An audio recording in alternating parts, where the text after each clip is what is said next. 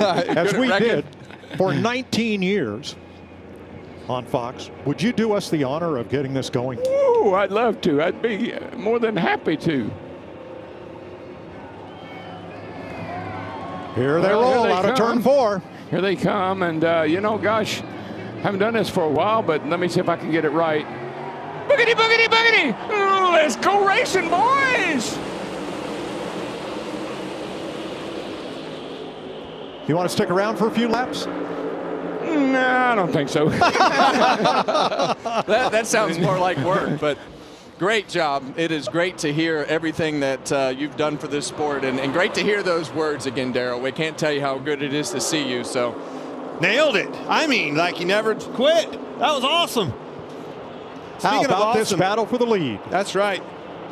Already getting it sorted out with that front row, but I was impressed, Kevin, with Bubba Wallace, Reddick's teammate, coming off of turn 2 door to door right there. Yeah, well, and the thing about these cars, you can't give up track position. You heard us talk about it in the pre-race. You want to be easy on the tires, but if somebody gets to racing you up in the front, and you got to be able to, in the middle of the pack, take advantage of gaining those spots while the cars are all together, because when they get spread out, it really takes a while to work yourself past them. So right now these guys are all trying to get everything they can from a track position standpoint. Well, that's the hard thing too, is you can't afford to lose track position. Passing's going to be a premium. We heard these drivers talking about it. So sorting this thing out is one thing, but I don't want to give spots up.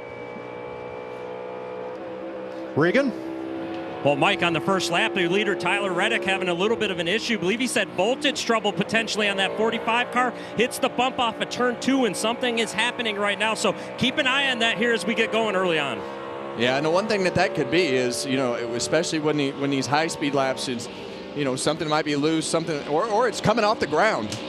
We heard that yesterday, Clint. Those rear tires will actually come off the ground because of that bump over there when these things are at low air pressure and on the bump stops. Here comes Blaney. He's taken Chase Elliott, moves up to 6th, started 7th. Elliott started 3rd, has dropped back to 7th.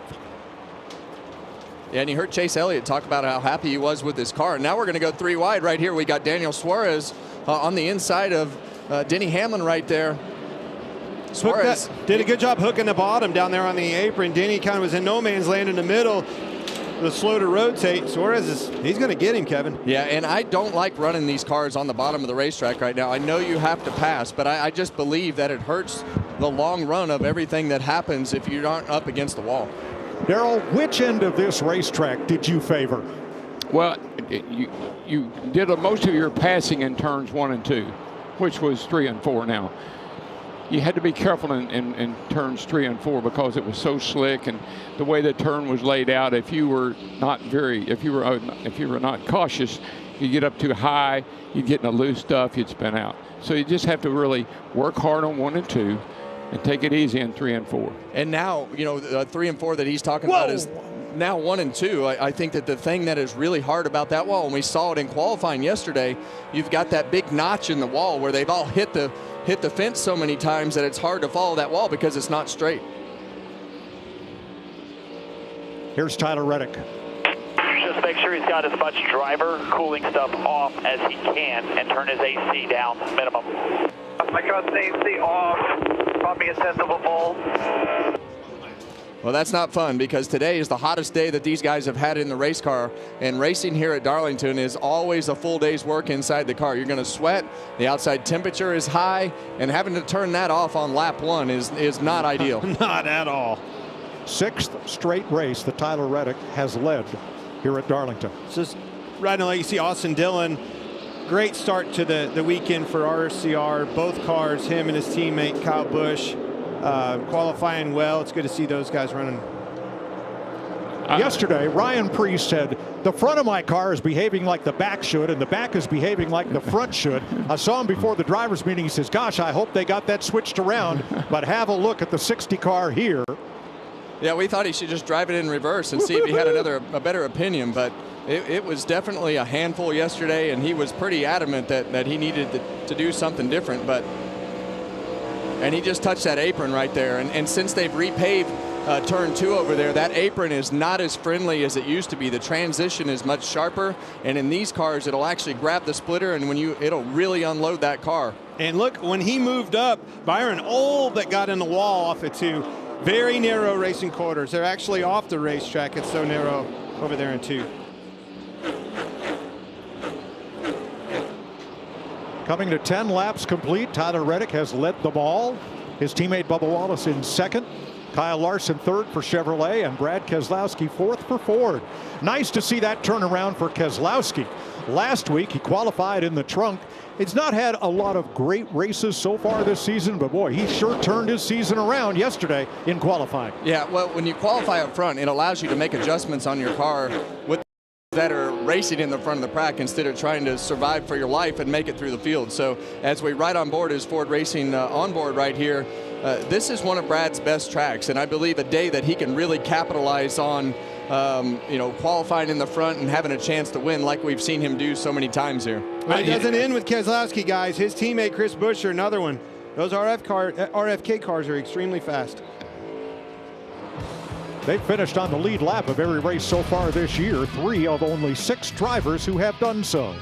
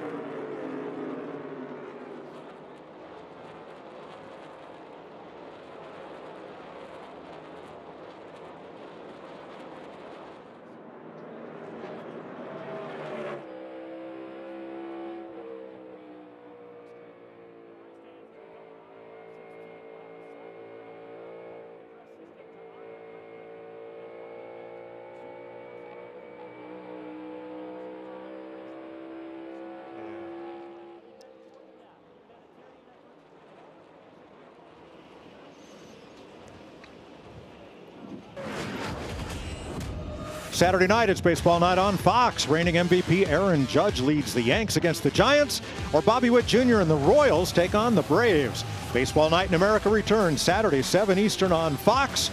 Check local listings. Mike, one thing I've noticed about these, the drivers particularly, but the cars more or less, these cars are hot.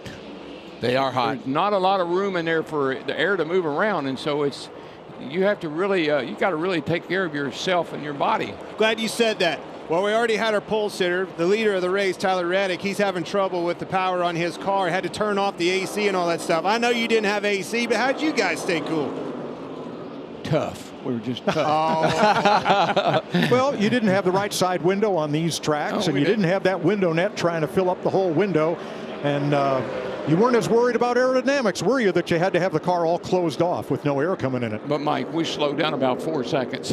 Yeah, there's that. And these fellows will slow down, too. There's going to be quite a bit of fall off as we go through this first long tire run. Let me tell you. Let's hear this audio from Reddick here. or slow?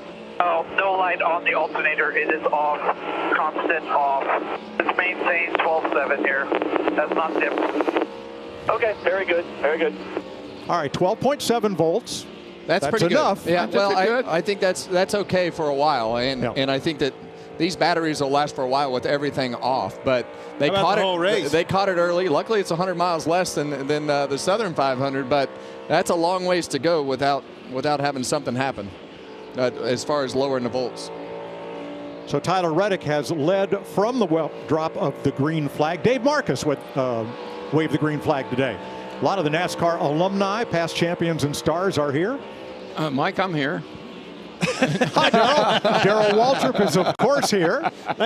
Guys, I tell you who else is here, and he's making his way all the way to the back. Had to go to the back to replace the toe link that we bent, Kevin, in qualifying, and we're already up 8 positions. Hocevar moving up through the field. Now, he had to start in the back because he got into the wall yesterday, and they had to replace a right front upper control arm, and when you do that, you forfeit your starting spot. Well, they all better get going back there because Reddick has clean track, and he is running them down really quick, being able to get to the back of the pack. Larry?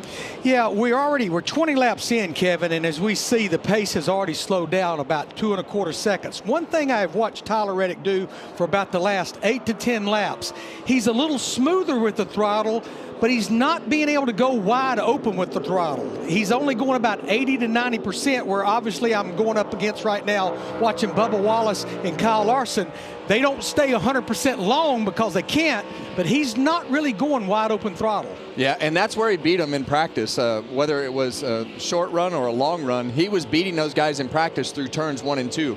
His car was a little bit freer, but he would keep that car loaded up with partial throttle, where everybody else would try to spike the throttle halfway through the corner.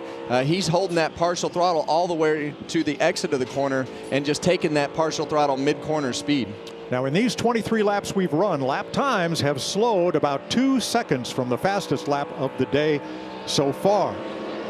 Chase Briscoe started 23rd, won here in the fall. He's picked up 5 spots.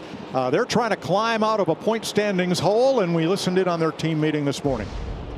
Right, so yeah, based on what we saw yesterday, right now it still kind of looks like it'll probably be a one-stop through the first 2 stages, and we just got to pick our way off and not shoot ourselves in the foot and go backwards at any point. I feel like we had a decent car in practice, and obviously we plugged it in the fence in qualifying, which wasn't ideal. So just got to have a smooth day and get ourselves where we need to be in points. So I know we were really good on pit road here last year, so if we can repeat that, we'll be in good shape. So all right, let's have a good day. Cheers. Cheers, y'all. Now, crew chief James Small was talking about strategy and trying to gain track position, maybe get some points during the stages. And he says, boy, in this point system, he told our Bob Pockris, they need points, but trying to do that is more risky than it's been in the past.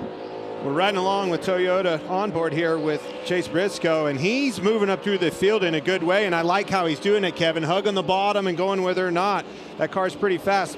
You tell me I need a maneuverable car. I see the 19 doing that. Absolutely. You see a little contact right there with he and Austin Dillon. But we expect this 19 car to contend before the end of the day. Just had a little trouble, as you heard his crew chief say, plugged it in the fence there in qualifying. 3 Toyotas, 4 Chevys, and 3 Fords in the top 10 after 25 green flag laps in Darlington.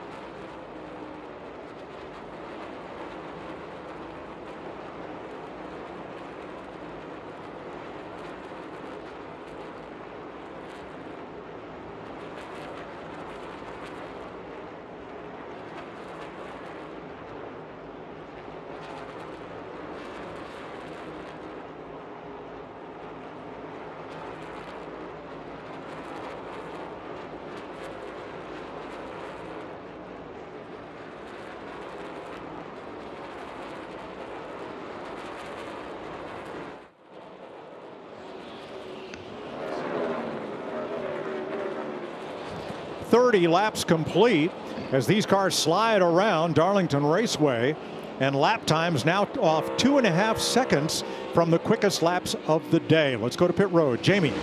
Mike, this is a great place for Eric Jones in the 43, up 7 spots. He knows how to win here, a 2-time Southern 500 winner. Feedback right now, still a little bit free. You heard that a lot in practice yesterday. Made a lot of adjustments to help it. He said he's not bad in 1 and 2, but needs some help in 3 and 4. Beautiful paint scheme on the 43, though, for Eric Jones, going the right direction. Josh?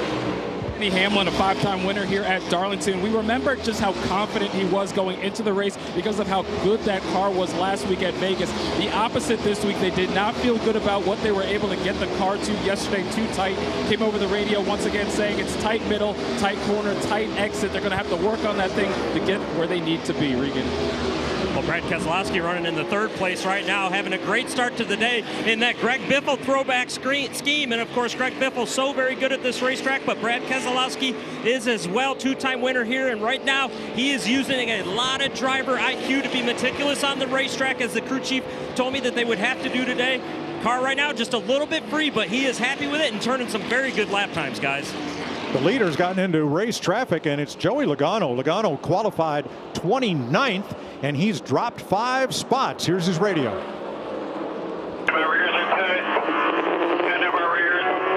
Tight to fire off in traffic. Now I'm just absolutely sideways. Well, this is exactly what we thought was going to happen. You're going to have some guys that hit it like the 45, and you're going to have some guys that completely miss it like Joey Logano. You saw that car qualify in the back of the pack, and it just has not gone forward at all, actually gone backwards, and you hear right there the back of the car just not in the track. Daryl's like nothing's changed. Is there anything worse at Darlington than a car that won't grip the racetrack at either end? Well, what the problem is I think some of these guys are running the same setup they ran here before, and I think that's probably messing with the car, because I think you have to change the setup because the car is looser. You got less spoiler, you got more you got more horsepower. So I think they need to adjust to the car to the track rather than the track to the car. Yeah, and it's one of those things where, you know, they had to try to change the car to the aero pieces that they have on the car this time around. So it's a pure guess until you actually get them in the race and start racing them. Larry? Yeah, Kevin, this stage is 90 laps. So if you split it right down the middle, that's lap 45, which is 10 laps from now. And I think that's what a lot of people's thinking. That way they get advantage of both sets of tires in this run right here. But I do believe what you might see here in about 5-6 laps, you may see some starting to come a little bit early. Well, I think I'd pit early. if my car was not very good, I'd have to pit early and get me some tires and try to tighten the thing up. Yeah, but you're a driver. You want 4 tires as many times as I can give them to you. Well, I know, but you got to have them. You got to have tires. I'm also behind, and that's going to help me. We got to find an advantage somewhere, Kevin. Get me out there. Get me in early. Let me capitalize on some speed. Well, you got 2 guys that are going to pit first. The guy that's struggling to pass somebody, or the guy that's just struggling because his car is so bad, like Daryl is saying. So you don't want to keep losing spots. And Reddick is running so fast that if you keep screwing around, you're going to get lapped. Justin Allgaier is in, and Blaney is coming, to your point. Jamie? Ryan Blaney coming down pit road right now. They called him in a little bit tighter than yesterday is the feedback for the 12 car. Air pressure adjustment as you see him working on the right side there. A couple others came down with him. Guys working on the left side for Blaney. Been pretty quiet overall, but those changes going to be needed throughout this race. Yeah, you saw him wrestling both of those tires at the front of the car. Got lucky that they didn't get away right there, and this is what you don't want. Don't get to pit road too hot as we see more guys coming. Austin Dillon and Kyle Larson on pit road. You got to get in right now, Mike. If your car is bad, you got to get in. You got to adjust on it because it's a long race, even if it's 400 miles. But it's nonetheless, you got to get in and adjust on it. And just don't get lapped. That's the key, right? Like, just keep yourself on the lead lap. That's the most important thing. The most important thing is don't make a mistake, and that's so easy to do at Darlington. The pit road entry to this place is by far the hardest we have. Austin Cindric, William Byron, Ryan Preece on pit road, and Ricky Stenhouse. All right, guys, just keep an eye on this track map. We're going to obviously keep track of the leader. We're going to keep track of who pitted early, who short pitted, long pitted, be able to keep track of this. Well, and if you're the leader like Tyler Reddick is, it just keeps getting better for you. You have a huge lead. Now you can wait for everybody to pit and pit later than everybody else, so your tires are fresher than everybody's on the track. And the first of the leaders, Brad Keselowski, gave up third place to make his stop. I think that's a good move. I think coming in right now is a good time to come in, get some tires, just on the car a little bit, and hopefully you'll be better for the long run. And in Brad's case, his car was so good on the long run, I think he can take advantage of some guys by forcing them to pit to make them run a couple laps longer. Christopher Bell, Ross Chastain in the pit lane. Bubba Wallace is in. So is Ty Gibbs. Well, Mike, I've enjoyed being up here with you guys, but I'm going to go and watch the race from the infield. You're going to go to the pits. Get No, some I'm not. tires. I'm not. I'm not going down there. I'm going to the alumni tent. Yeah. Yes. Alumni. Well, The it's so alumni great tent. to have you and Stevie, your daughter and son-in-law, join us. Great to have you back at the track, and thanks for getting us started off in fine style. You got it, buddy. Anytime. Thanks, Hero. Thanks, All right. DW. Thanks, Darrell. The incomparable Darrell Waltrip. Great to have him join us as part of NASCAR's Alumni Weekend here at Darlington.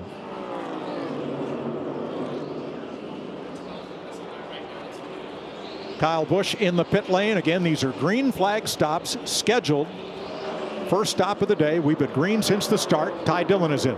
Larry, all right, the 12 car short pitted him a little bit, kind of led the charge coming on, but Reddick's still out there. What are we thinking here? Yeah, I'm not a bit surprised. I feel like they want to take full advantage of both sets of tires. They're going to run close to that 45 lap mark, which is only 3 laps from now, splitting it right down the middle. And he's just in control of everything right now, Clint. He's got the best pit stall, he's got the best car, and he had a massive lead, so he can just keep playing the strategy game of being in control by having those fresher tires, because he can give up so much time that he had built up in the lead. Chase Briscoe is in. Chris Buscher just got 4 fresh Goodyears and a fill-up of Sunoco race fuel with 0 carbon bioethanol. Riley Herbst, Noah Gragson, Eric Jones, and Cody Ware making stops under green.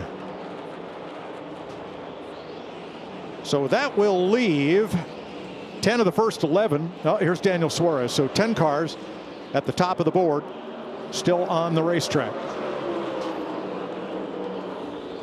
Can you see Ryan Blaney? Pitting this time. Going to get his lap back right here from Reddick, which is obviously what you want to do in case the caution comes out. But he's got to make hay while he's got those fresh tires on there. So we see Reddick getting ready to pit. Oh, we see the 6 car, Brad, have to check up right there for the Reddick trying to slow down to now get to he's the pits. got Zilich in front of him too. He's trying to pit. This could be problematic for that leader. I know he had a big pad, but let's see where he comes out. Wow, a lot of traffic there in the pit lane.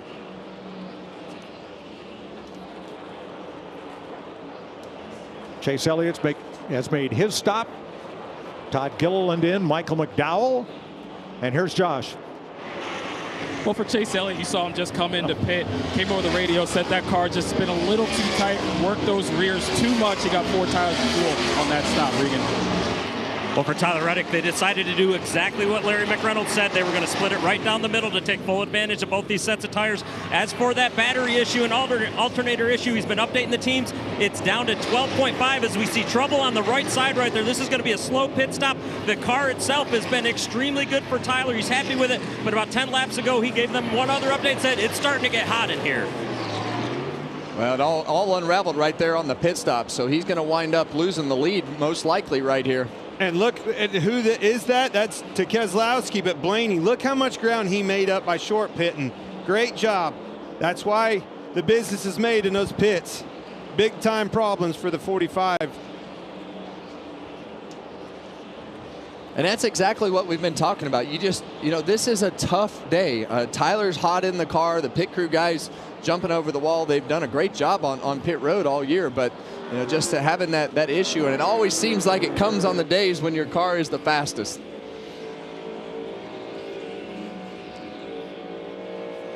So 30-some, as Joey Logano pits, 30-some of the best drivers in the world are getting beat by a guy with a broken femur who is still recovering, but boy, is he motivated. That's Brad Keselowski.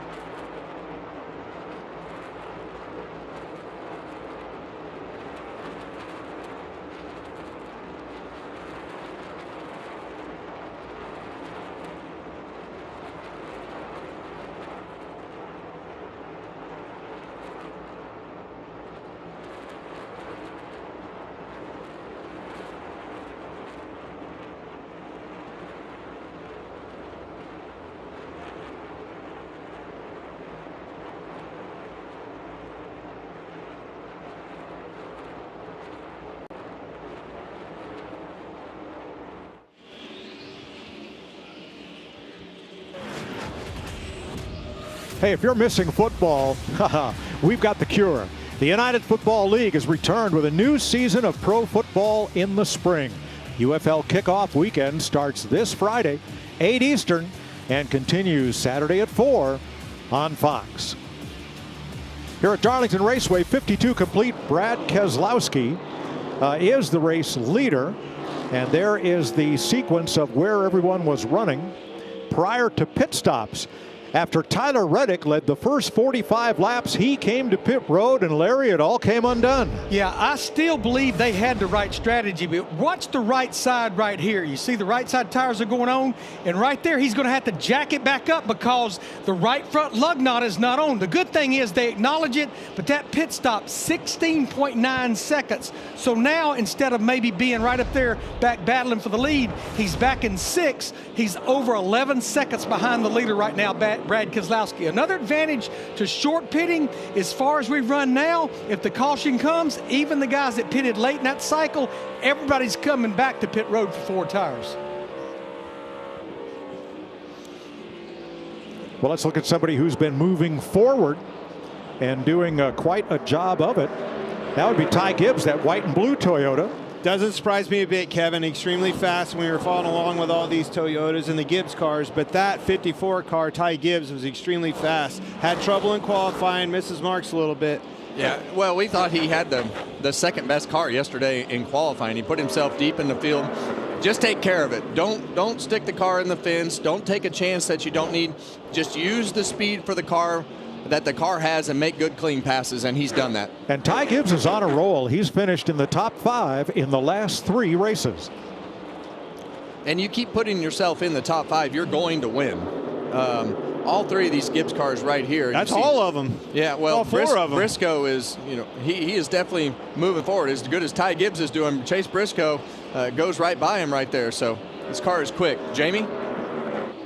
And you guys mentioned Ty Gibbs. Yes, he had a good car yesterday. They did work on it, but in qualifying, he smacked the wall. Hated it for his team. He apologized to them. But I talked to his crew chief this morning, Tyler Allen, and he said, long run, we're as good as anybody. We tell him, you have to take care of it for the first 10 laps. After that, we are going to be passing guys. And then with their pit crew, they're very confident. So watch for that 54, still knocking on the door for his first career win. Thanks, Jamie. For more on our pole sitter, Tyler Reddick, Larry. Yeah, Mike, I actually thought about this when he was running part throttle, but I wasn't sure. But now I'm pretty sure because we're hearing it and seeing it over his radio. They have been talking to him about the voltage. Right now, 12.7.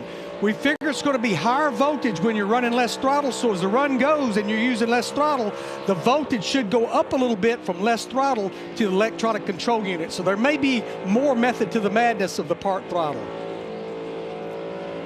Well, you hear him working the throttle right there, and as this run goes, he's just going to partial throttle this thing more and more. But this is the end that he beats him on down here through 1 and 2. He's just so good. You hear his throttle. He holds a steady throttle, as you heard right there, instead of going all the way to wide open. A lot of guys will go partial throttle, rush a little bit of full throttle, back off to turn back down the hill. But Tyler has just had a little bit different strategy through turns 1 and 2, and it's made for good speed for his car. Brad Keselowski, since the pit stop, has led the next 14 laps. Can it be? It's been 64 races since his last win, Kevin. You know where that was? Right here. Right here at Darlington, that's right. Well, we know that Brad is really good here, and we know that the RFK cars qualified better this weekend than they had. And we felt like that was what was holding Brad back, just not having that track position. And the other things that affects, it affects your pit stall selection, but the adjustments on your car that you make when you're racing in the front. If you're going to beat the guys at the front, you got to race with them all day to be able to keep up with the racetrack and the changes you need on your car. This has been a big weekend for RFK. They honored Jack Roush at their headquarters earlier this week for his lifetime achievements. And all 3 RFK cars are celebrating the life of Greg Biffle here today at Darlington. A very special race for this team. A lot of motivation.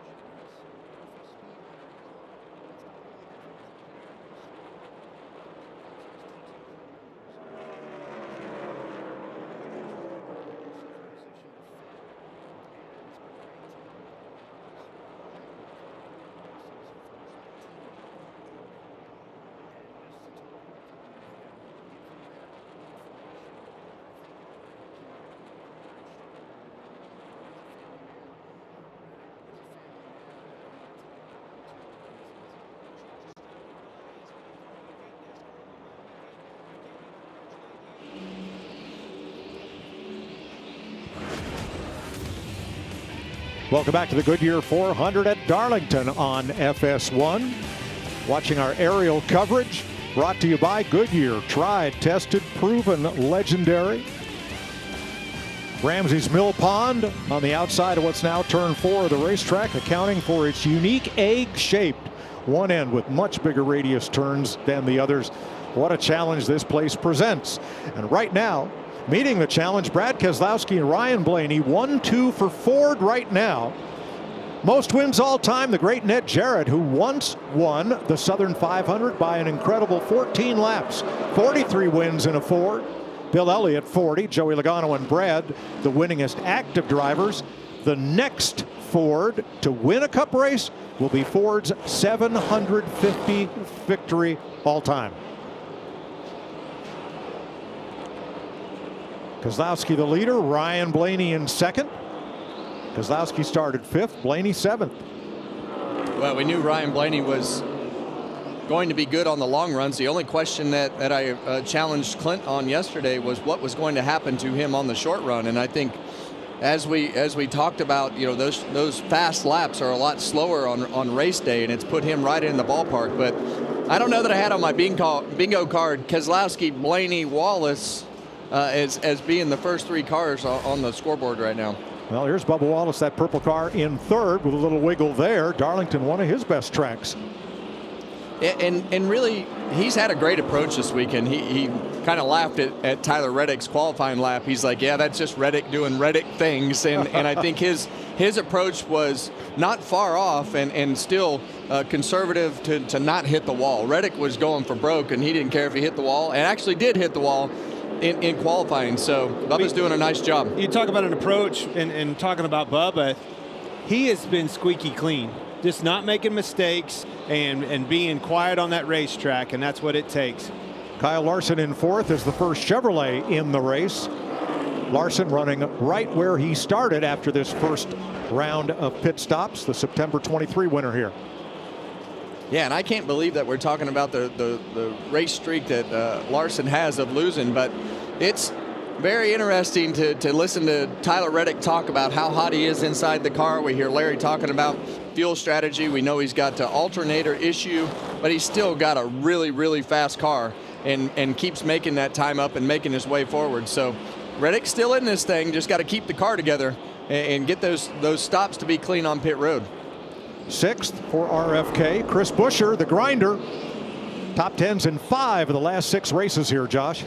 Well, yes, and this has been a very good track for Chris Buscher. And I talked to Scott Graves, his crew chief, earlier today. Told me they unloaded yesterday where they expected to be. Felt good about where they got to the car at the end of the day. Today, came over the radio during that first portion of the race. Said the car was a little tight, but he felt good about the bounce overall. They told him, you're doing a great job. Just keep holding serve. Being able to hold his spot in the top 10 so far today.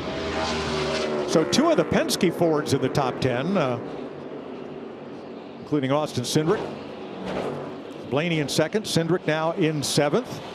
The one interesting thing I will say as we look at Austin Cindric right here having a nice day running 7th, the Fords are typically tight. They typically have a tighter balance in traffic, just in general.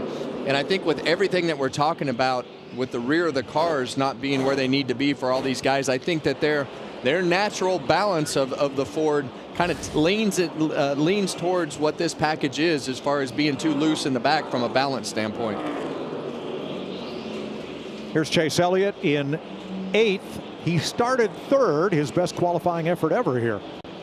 Well, we know Chase Elliott does a nice job all day of just keeping himself in the game. He was very happy with his car from practice. Actually mentioned how well it was driving, and when the driver's comfortable, that usually goes a long way in the confidence category, but hasn't got off on the right foot to start the race, lost a few spots, but just keep yourself in the game.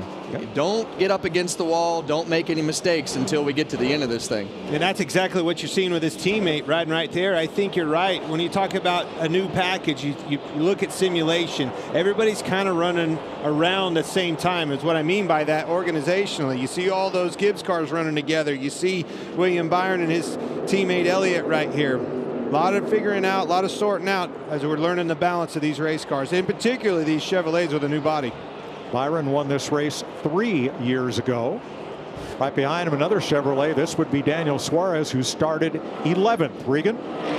Well, Mike, Daniel Suarez continues to have a good start to his tenure with Spire Motorsports. He and crew chief Ryan Sparks working very good together. Good chemistry, good communication. As for the race car right now, started the race on the tight side. Continues to be just a little too tight for him in turns 3 and 4, meaning those front tires not working quite as good as he'd like. Jamie. A little further back in the field, all the Gibbs cars racing around each other. Christopher Bell in the 20. Just not where he wants to be right now, and it all started with the way they unloaded yesterday. I talked to Adam Stevens this morning, and he said they were just off, just way too tight. They weren't able to move the needle too much, and he said it's hard to get confidence in a race car on such a high degradation race track. They knew they were going to be up against it today. He's one of those drivers that pitted on the earlier side, lap 39.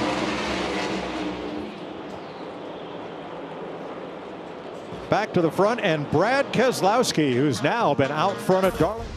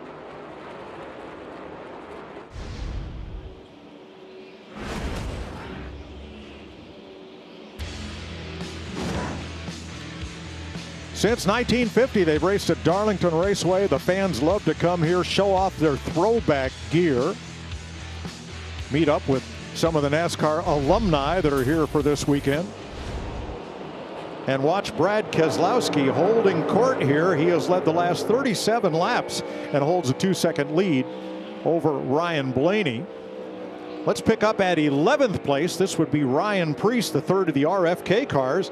They all started well. They're all running well. Yeah, he was miserable yesterday. Wanted to drive his car backwards. He said it felt like he needed the back to do what the front, in the front, and the front to do what the back was doing. So definitely was a long practice day for Ryan Preece. But as they normally do, they just figure it out and get themselves in contention here in 11th. And right with him is Riley Herbst having a really good day.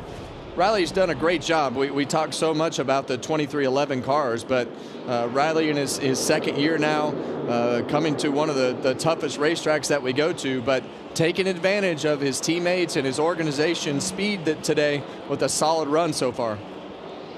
Denny Hamlin, last week's winner, started 9th, and here he is in 13th. Well, exactly what we expect to have him working himself forward in this field. We see his lap times right now way better than the cars behind him or in front of him. So see him right up against the wall right there, Clint. So still got a handful, even though his car's fast. Now right behind him is Chase Briscoe. And Briscoe has picked up 9 positions since the green flag. Regan? Well, Mike, that's exactly on pace with where crew chief James Small told me he thought they would be. He said, I don't think we're going to storm our way to the front, but if we can get 4 or 5 spots each time we put a set of tires on each run of the race, that's exactly what we need to do today. As for the race car, Chase started this run off just a little bit too tight, but it's already migrated freer this run than it did the previous run. 15th is Eric Jones, a 2-time Darlington winner in that nice Richard Petty, or Wally Dollenbach driving for Richard Petty paint scheme. That's pretty sharp. That's the Advent Health onboard camera. Yeah, riding with Eric Jones today. Eric has just done a great job here. Every time he's ever been here, we mention his name and talk about how well he does here. He's won races here, so great racetrack for Eric Jones. Christopher Bell. Ty Gibbs running in 16th, just ahead of Christopher Bell. Gibbs started 26th. He is plus 10. Christopher Bell started 20th. He's plus 3.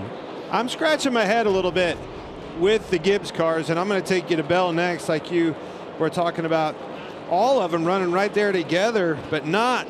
You talk about a bingo card, Kevin. Not really on my bingo card of where they were running so far. Needing some adjustments. The caution's coming. We know the stage in. Probably going to hear some adjustments coming out of the Gibbs camp. 3 to go in the stage. And Brad Keselowski, who had earned a total of just 2 stage points so far this season, is out front. And what a turnaround, because Fords did not lead a single lap here last Labor Day. Well, it's exactly what we talked about. He just needed to qualify better. Even last week at Las Vegas, he was able to work himself towards the front of the field by the end of the race. But it took all day, and those stage points reflect exactly what you just said. When you don't qualify good, you don't get stage points, and that's what they needed to do better. But even then, he's kept himself up in the points, and right now he would sit 5th in the points if it ended. That's exactly right. I just looked over, 5th in points with the 6-car Brad Keselowski. Much better start to this season than we had last year. And his last lap was as fast as anybody on the track, with the exception of Tyler Reddick. Cindric and Elliott, 7th place. Being battled here. Byron holds down the last point-paying spot as we come to the end of the stage. 19 cars on the lead lap. Well, as Brad comes to the last lap of this stage, Kyle Busch right there, he's going to fight for his life to try to keep himself on the lead lap. And Tyler Reddick making up ground. Don't forget, he's got a lot fresher tires than these guys, but what a great first stage for Brad. That's an 8th place starting position for Busch that he's fixing to go a lap down. Hard to believe. Not much time here in stage 1. Here they come to the line, and Kyle Busch is going to stay on the lead lap. Brad Keselowski wins the stage. Second stage win at Darlington for Brad, who's a 2-time winner here. What a nice rebound from last week for stage winner Brad Keselowski.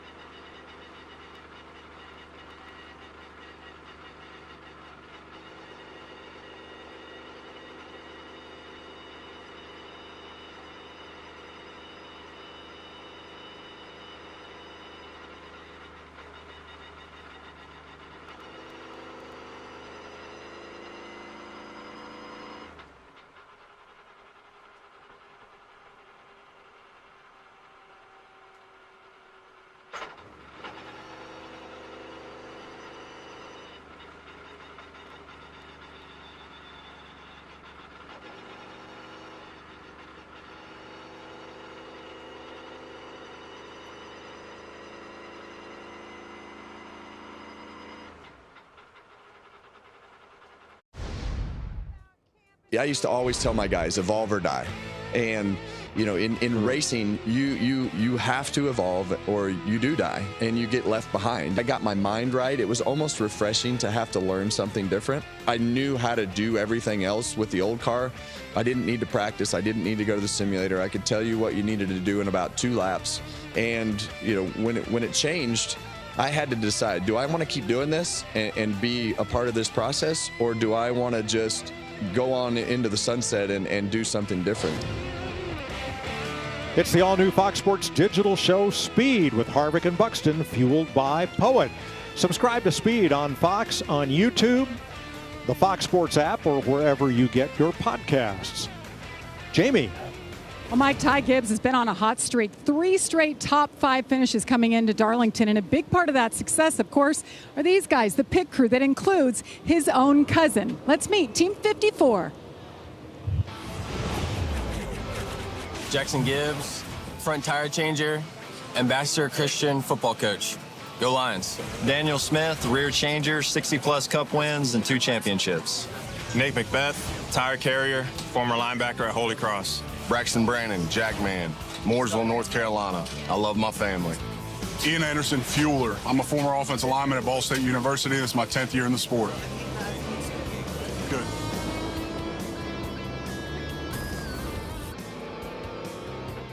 Came to pit road as soon as the field was lined up behind the pace car. The pits are not opened yet for the end of stage 1, but that voltage problem is what they're working on here. They lifted the hood, checked and made sure that the belt that drives the alternator was in good shape. It turned out it was. You'll see a thumbs up. And so now they're going to change and put a larger battery in the car than the one that was in it. There is the change being made on from the right side window. Reddick is now back in the pits.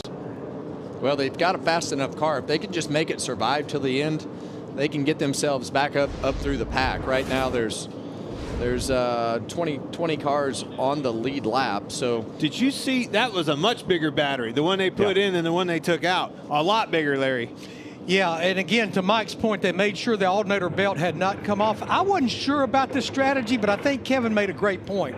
Only 20 drivers on the lead lap. Let's do it early. Let's get it behind us because, to your point, we've got a fast race car. But remember, the Gen 7 car, the battery's over there inside the car beside the dry shaft tunnel. No longer is it in front of the left rear tire where you have to take the tire and wheel off and everything. Well, I don't know what's going on there, but I know size matters, and that second battery was a lot bigger. I'd say I'm more comfortable with that one making it to the end. Here are the pit crew rankings coming into Darlington, a combination of factors, with Christopher Bell's team up top. Now look at second and third there, because that's going to be interesting on pit road. Chase Elliott and Chase Briscoe both lost their pit selection because of failing inspection twice. So they've had to take last, whatever was left in the pits, and they're going to be side by side in the midst of a lot of traffic there. Jamie. And Ty Gibbs, we just met his pit crew. Looked like a good stop from here, just too tight. He touched the wall. He wants to be tightened up at one end and loosen up at the other end. You hear that so often, Josh. For Chase Elliott, he said it turned better during that last run, but still the car lazy up front, having to compensate too much in the back. That second-ranked pit crew went to work to fix him up, Regan. Brad Keselowski spent most of that run just protecting tires, in particular right front. Hey, guys, look at Blaney's Blaney. Got trouble. Yeah, he had to stop in another pit to get a lug tight. Sure did. He was going to win the battle off pit road and had to stop to get that lug tight. And I'm glad you said that, because our leader, Keselowski, had trouble. Also, Kyle Busch is still on pit road. They're looking at something on the left front corner of his Chevrolet. Kyle Larson beats Chris Buscher and Brad Keselowski off pit road in the first caution flag stop of the day.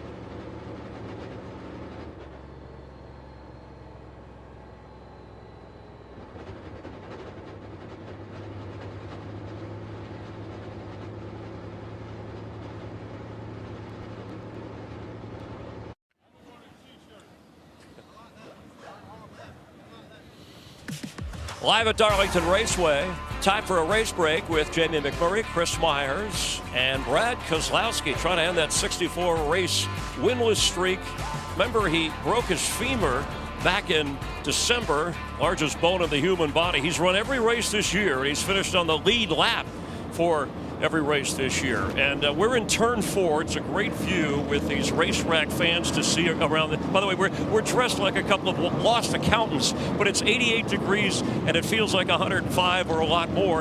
And how about the guy who sat on the pole is sitting in a hot car right now? Yeah, super sympathetic to Tyler Reddick, who hasn't run the air conditioning or any cooling the entire race. They did put a bigger battery in. Hopefully he recover, but most likely not going to be able to cool down his car. It's going to be a tough day for him. Has the fastest car, and Ryan Blaney is the other one. Listen, you think about the issues the 12 car had on pit road at Phoenix twice. They had to come back in.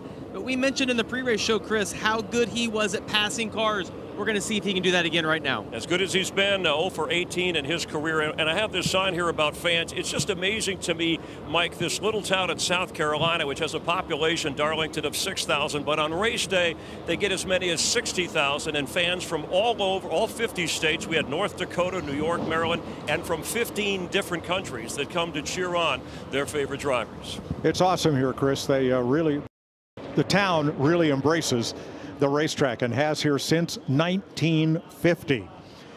Well, a couple issues on pit road.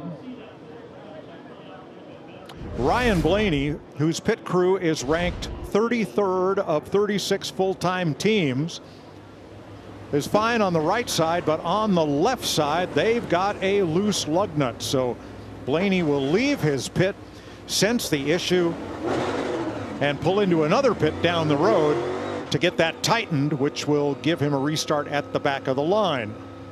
And that's the third loose wheel that he's had in the last 2 weeks.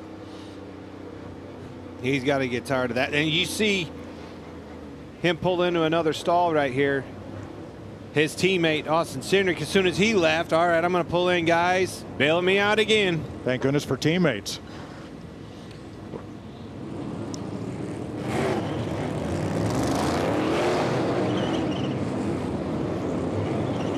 What do you think his radio is saying right now, Kev? I don't know any reason that he shouldn't be having a major meltdown. So let's see if we have something here.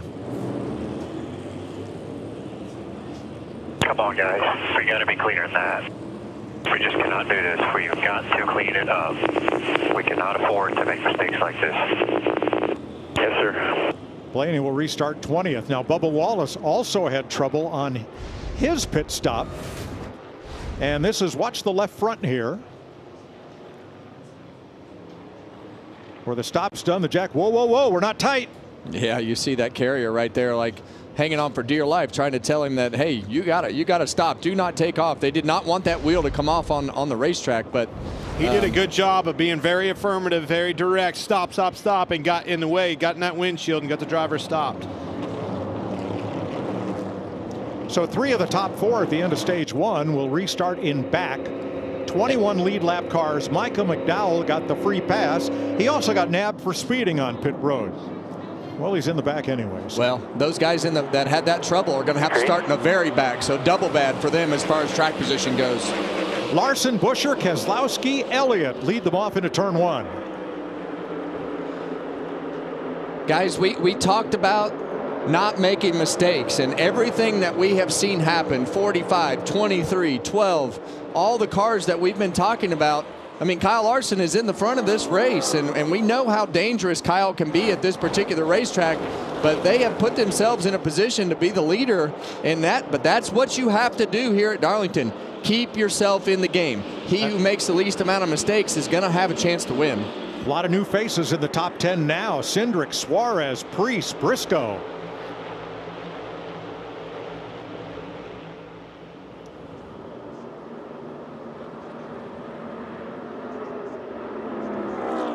Looks like you don't want it to stay double file here any longer than you absolutely have to. How about Yeah, you see 3 wide right there. Wide. Yeah, Ty Gibbs and Ross Chastain and Eric Jones down there on the bottom. You see that one car get loose.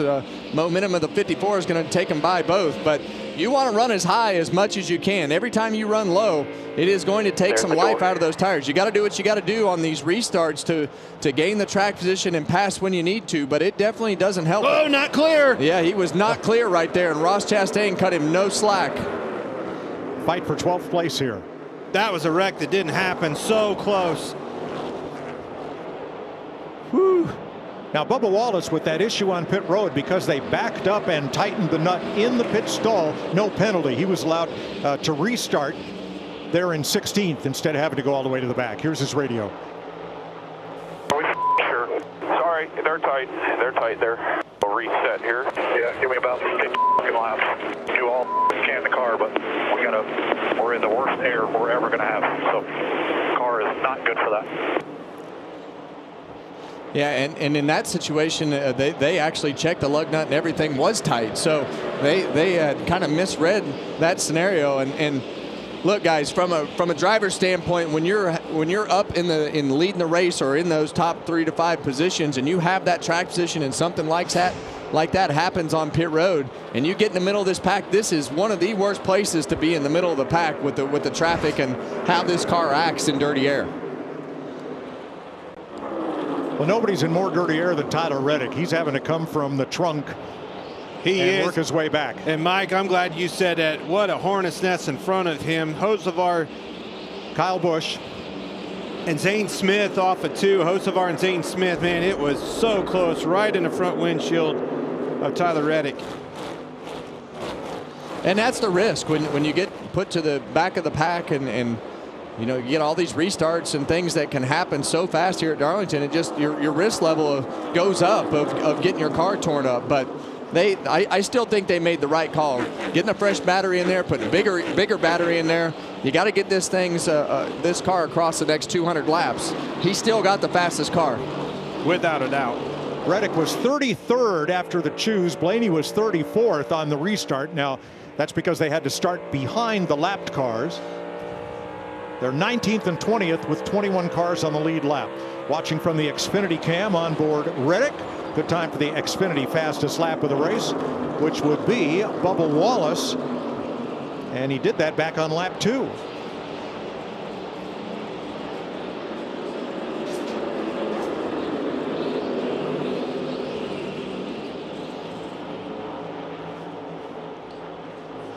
See our leader Kyle Larson right there, Brad Keselowski running him down.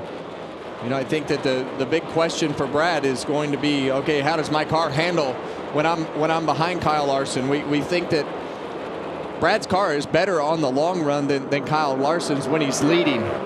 How is it when he's behind Kyle Larson running second? So, Larry? Yeah, we know there were a lot of issues in pit road, but how did we end up with the top 3 that we've got right now? Kyle Larson, his pit stop was 10 seconds flat. Brad Keselowski, 11.8. That's how he lost the lead. But I want to give a shout out to that 17 pit crew. You talked about it in the pit crew rankings, 9.3. Wow. Ranked 3rd overall after 5 races this year. Well, he got a break. Now, he did not get to pick his pit, but the pit that was assigned to him was right in front of Timmy Hill's pit, and Timmy Hill is the first car out of the race, so he's got an empty stall there to pull in. His saving grace is actually that Joey Logano is a lap down in front of Chase Elliott, and Chase Elliott can drive deep into his box and give him room to get out. So still not ideal, but it worked out probably best case scenario.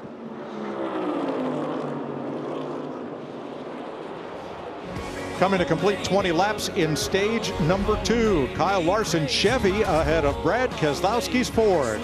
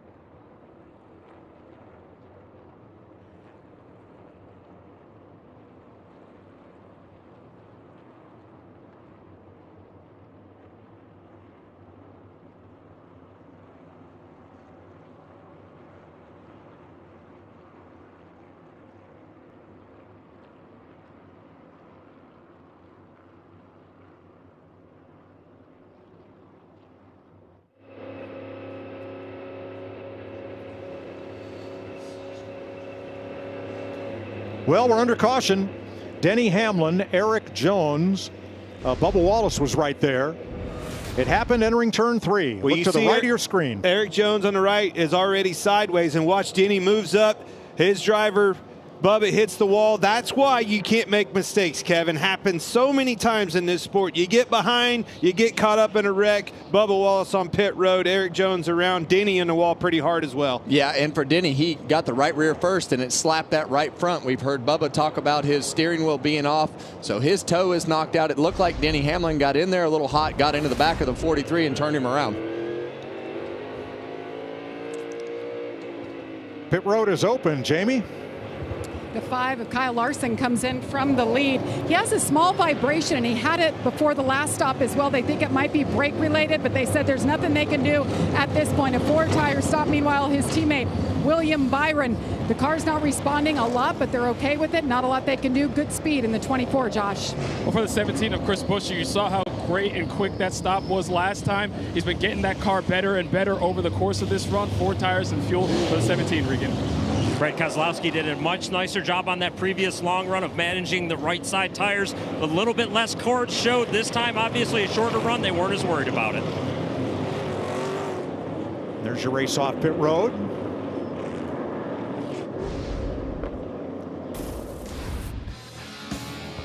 Kyle Larson, Chris Buscher, Brad Keselowski, and then Chase Elliott.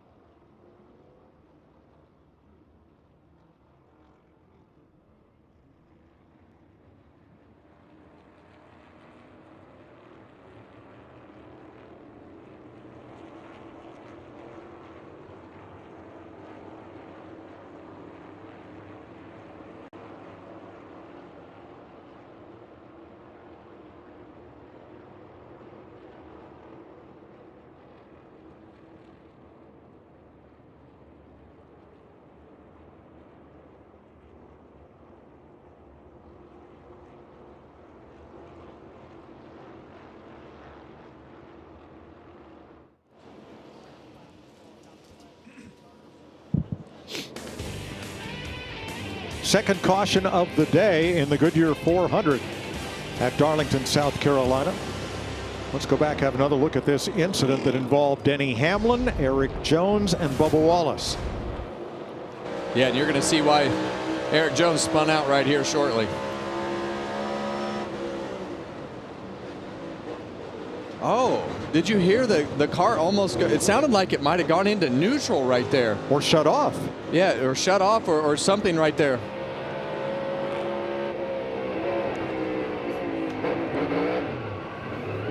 And then you see the contact behind that with the 11 and 23. So hear what the 11 of Denny Hamlin had to say about it. I'm sure we got toe damage and the wheels to the right. Well, it showed low, and he went low and checked out. Yeah.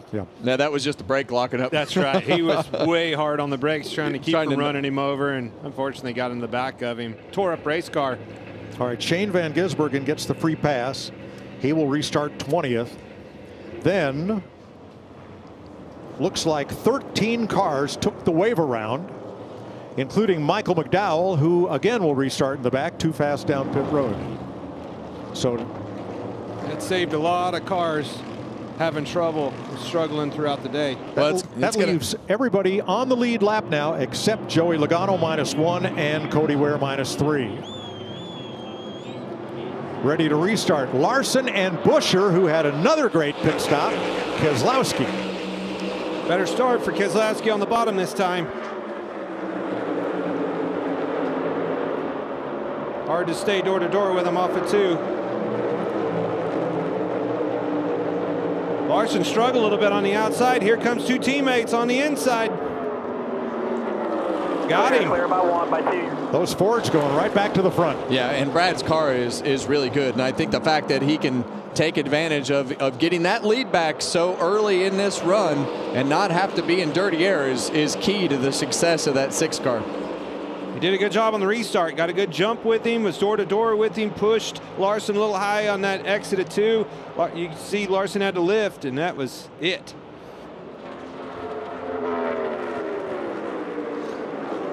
This bunch was 3 wide off turn 2. Got that sort of settled out before they got to turn 3. Yeah, and this is going to be an interesting run. I'm curious as to what Larry is thinking right here, but I think all these waiver rounds are banking on the fact that they can split this thing up into short segments right here and pit early. So is that what they're thinking, Larry? Well, I think the reason they went ahead and rolled the dice, Kevin, they only had 11 laps on their tires. Don't get me wrong, that's a lot of laps at Darlington, but I think they felt like a good opportunity. Yeah, all the leaders, including the waiver round, you're going to have to go 69 laps. That's a stretch. You can do it on fuel. That's a stretch on the tires. So if they split it, they would pit about lap 150. Well, if you make me run 60-some laps, Larry, I'm going to be mad at you. I won't do that to you, buddy. Thank you, Larry. You. So half the field stopped. The first 21 cars came in. The whole rest of the field did not.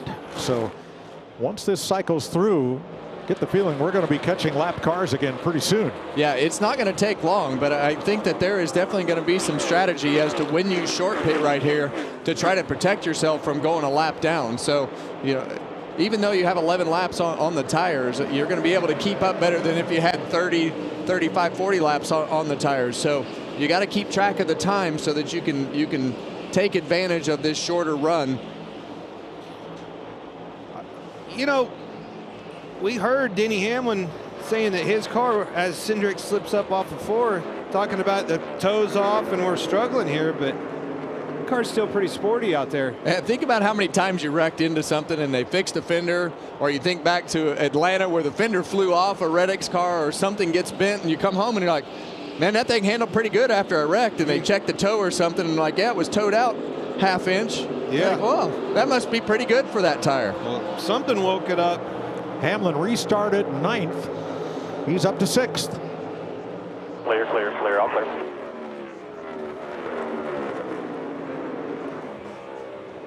Tyler Reddick's radio. Something is wrong with the brake pedal. It's really hard. No mew. Pedal not moving, really stiff, locking the left front up hard. Copy that. Just maybe give it a minute, see if you can cool it back down or go a little rearward on bias. And I could tell by his downshift getting into 3, Kevin, when he went to downshift, that thing was trying to wheel hop and get up underneath him. You could hear it in the driveline. Ding, ding, ding, ding. So having trouble getting the 45 car slowed down. My question before they changed that battery, had he cut the brake fans off and maybe overheated the brakes? Well, let's not forget they've had more brake trouble than just about anybody in the garage when we talk about rotors blowing up or pedals feeling weird. That has been one of the downfalls of 2311 is the brake package and the struggles that they have had with it. Riley Herbst and Reddick running nose to tail there. Yeah, let's give another shout out to that 35 car. He's done a great job today of keeping himself in the game. But Tyler Reddick, I mean, there's not much more that can go wrong for this team with the battery. you know, now we're talking about the brake pedal. So it never happens on a day when the car's running like crap, Clint. No. How about RFK, Roush Fenway Sports Group Keselowski? Brad's leading. Buscher's in third. Preece is in fourth. They had this race circled. They were going to do it for the Biff, for Greg Biffle. They salute him with the paint jobs on the cars. This race has special meaning for them, and look where they're running. First, third, and fourth. Yeah, and we talked about Ryan Preece earlier, how awful he thought his car was yesterday and wanted to, you know, have major changes, and that's the group that they are. I love the camaraderie between this group and how they communicate with each other, and they just grind away to make their cars better, and here they are at the front of the pack.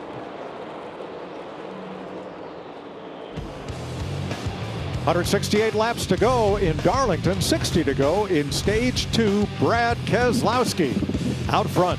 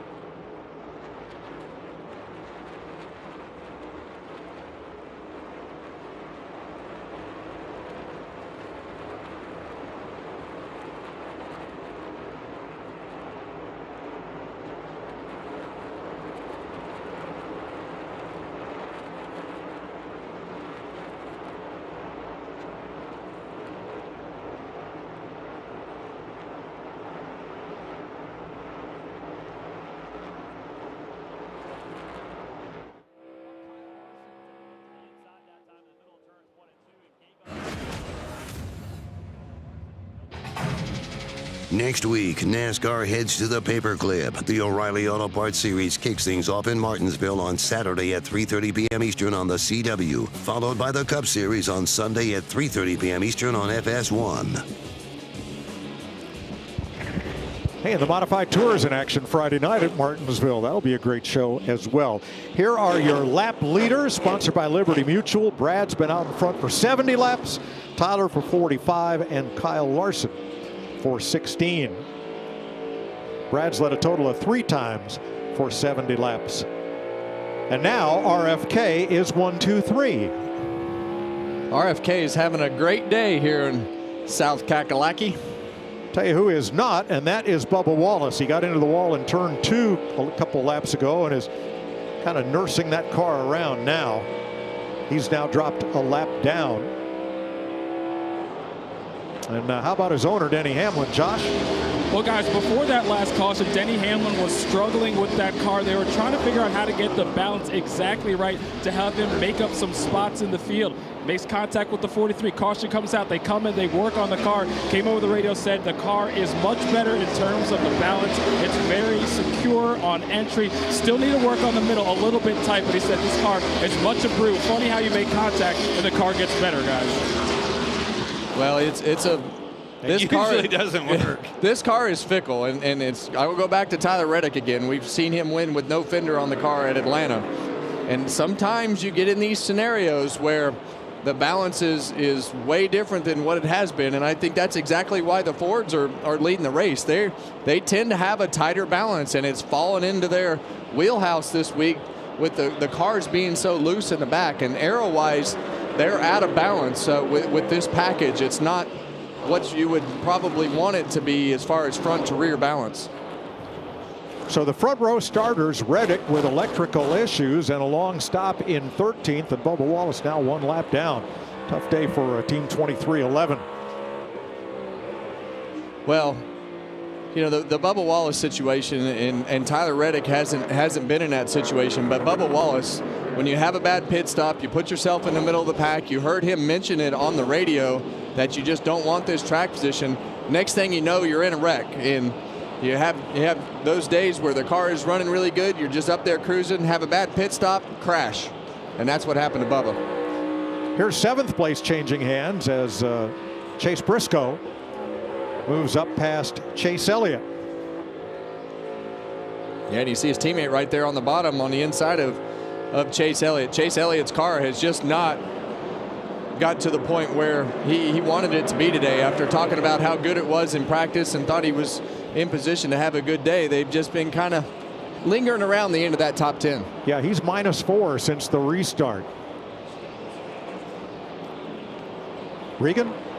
Well, Mike, just to update the number 19 to Chase Briscoe, we see that he just made that move for the 7th position, progressively moving forward as the day has gone on. Car started off looser earlier, just updated the team a moment ago and said that this is the tightest we've been all day long. A.J. Allmendinger on pit road under green. So is Cody Ware. Larry, I'm wondering, all of these cars that took the wave around on that last caution, they've got to be in pit road pretty soon, don't they? Well, they do, Mike, because we've now run, since the restart, we've run 21 laps. Remember, they had 11 laps on their tires as we see more of those wave arounds. So I think they got to the point we need to just hit pit road and get 4 fresh tires. But what's going to be interesting is with our leaders, because we went back racing with 69 laps to go. If you split that, you're going to run somewhere around 34 to 35 laps, meaning lap 150, which is about 12 laps from now. You may see some come a little early. You may see some run a little long.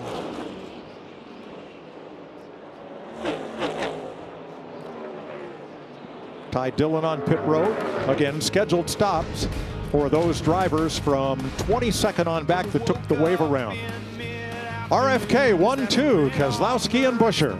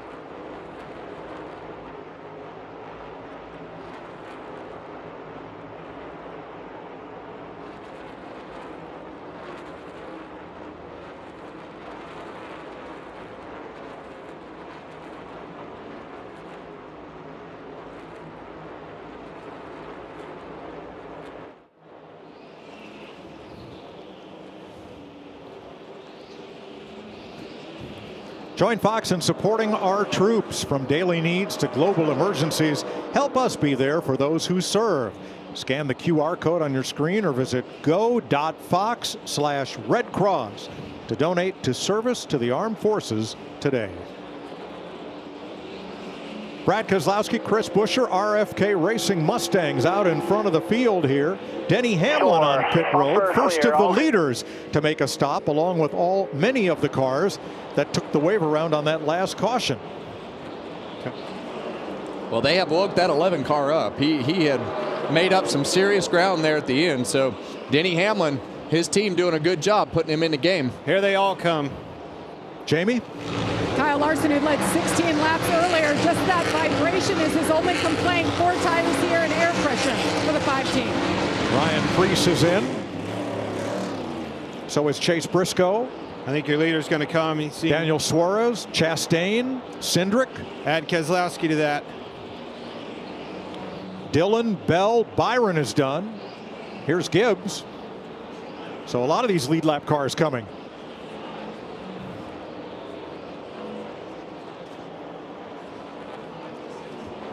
Regan. Well, Mike, as soon as that first wave of cars hit pit road, crew chief Jeremy Bones immediately came on the radio, said, next time by, Brad, we're going to stop. That's exactly what they're doing right here. As for Brad in the car, he has been silent on the radio, so much so I had to go check with the team to make sure I was on the right channel. He's happy with that 6. All 3 RFK cars stop on the same lap. That hands the lead to Chase Elliott. Oh, you know when that driver's happy, he's not talking, so good sign from BK. Van Gisbergen completes his stop. Kyle Busch is in. Joey Logano lap down. He's in. It's going to be close. Riley Herbst. Eric Jones. Coming off on pit lane. Coming off of 2, you got your leader Keselowski, and there's second place Hamlin. Here he goes. Well, that's what you hope for when you pit a couple laps before the leader, and Brad's hoping to cut it as close as possible and have a little bit of a tire advantage over Denny Hamlin, and he's able to fend him off right there. But that's exactly what you wanted to do if you were Denny Hamlin. Try to put yourself in front of as many of these cars as possible. As you see the 17 now of Chris Buscher working his way to look underneath that 11 car. Yeah, Hamlin was 5.7 seconds back when this began. So the first 3 drivers have not stopped: Elliott, Reddick, and Blaney.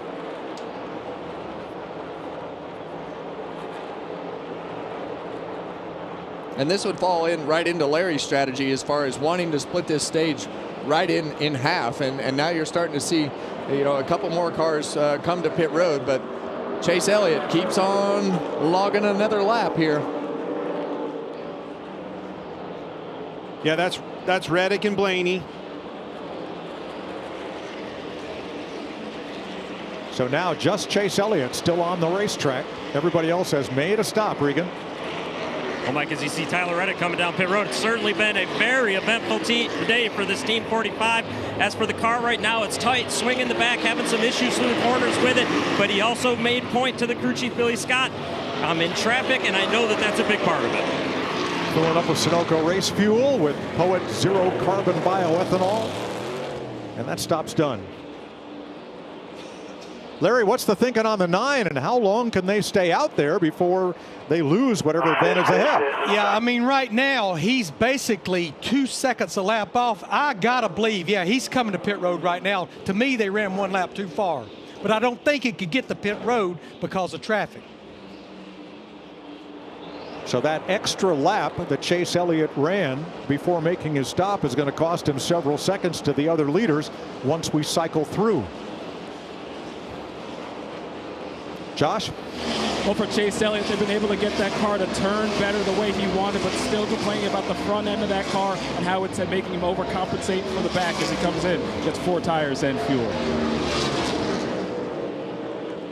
And there goes Keselowski. He leads Buscher by a second, Denny Hamlin by 2, Kyle Larson by almost 3.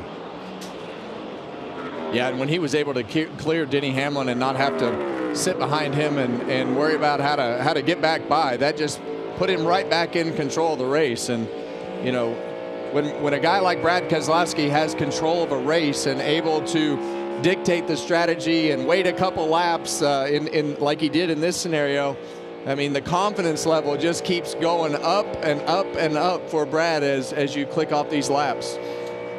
So Ford 1-2, Denny Hamlin's Toyota 3rd, Kyle Larson's Chevy is 4th. 2019 was the last time that Hendrick Motorsports or Chevrolet went this deep into a season without a victory. They don't have one yet. Larson's their best shot today. I mean, wheeling this thing smooth, focused inside that car. Interesting, he's got a clear shield. You see that eye black, kind of like a football player has on. Well, you run the clear shield when you get old, Clint, because you need light. I've been in this scenario. When you see people stop running dark shields, that's because we can't see anymore. So you need all the light that you can get. But Brad doing a great job. You see his head almost move inside the helmet right there. He's actually got his helmet leaning against the headrest, just resting it right against that foam. Now Chris Buscher is closing in a few hundredths a lap as you see that interval shrink between first and second, with Denny Hamlin holding station there right at 3 seconds back in third, and Kyle Larson getting close to Hamlin for the 3rd spot.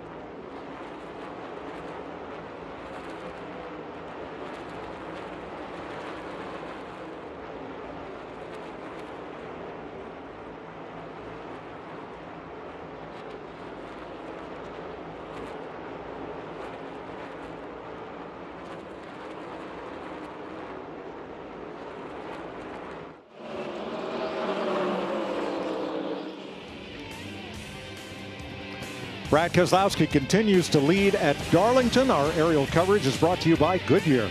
Legends aren't born, they're proven. Brad's lead is shrinking.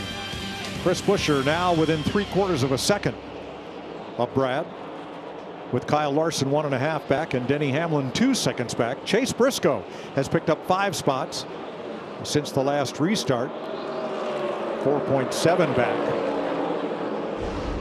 Let's go back and take a further look at Brad Keselowski's last stop here.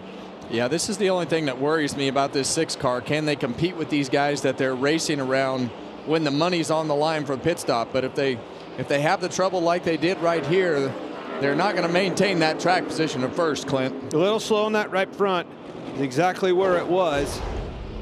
But again, I agree with you. You can see how close Buscher got to him, his teammate. Well, they're 11th in the pit crew ranking. Ross Chastain had to re-jack up the right side He came in 10th but had a 20-second stop. Just one of many frustrations exhibited by drivers here in the first half of this race.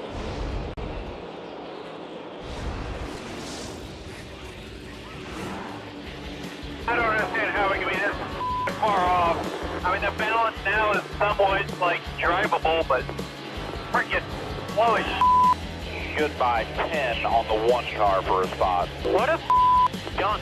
I know, man. I know. Typical Denny. It's all good. Just man, because we're faster and we're faster. Sorry. We're going fast again. Been quite a day so far, and we still have 131 laps to go. Oh, you gotta love Darlington. This place brings out the best in those drivers behind the wheel. In there, frustrated. The car never drives good, even when it is driving good. And the fall off and things that you have to deal with today, they're at a high level, Clint. Well, even the cars that are driving good, you talk about 2311 on the front row, both of them, as soon as the rag fell, are having trouble. Reddick's had several problems. The 23 car got caught up in a wreck, but don't count out 45. I haven't given up on him yet. Yeah, that 45 car is still really fast, Clint. I think they've had to deal with a lot of issues. We've heard him talking about having to battle his way through traffic, but I would not sleep on this 45 car still. He's going to work his way back up into the front. I hear you, but if it's a problem, he's at it today. Well, he is plus 7 now. Since the last restart, he is up to 10th. Yeah, and right now he's the only one in the 31-second bracket. So that thing still has a ton of speed. And his teammate Chase Briscoe is now up into the top 5. There's his Toyota onboard camera. Entering turn 3. Chase Elliott, Michael McDowell for 13th there. McDowell's had to overcome 2 speeding penalties.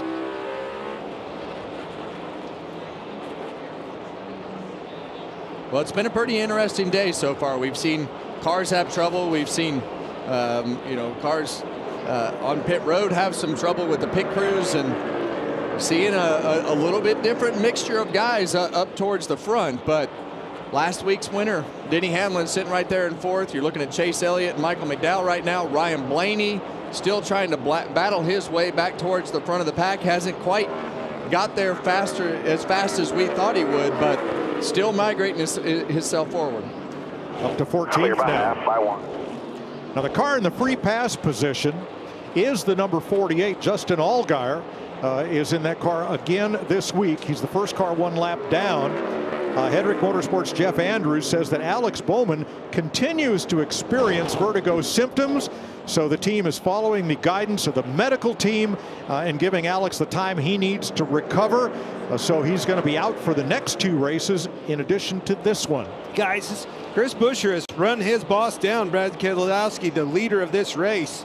Yeah, in a hurry. That last lap, he was 0.3 of a second faster than Brad. So that 17 car is making some speed right now. Passing him and catching him and passing him is 2 different things.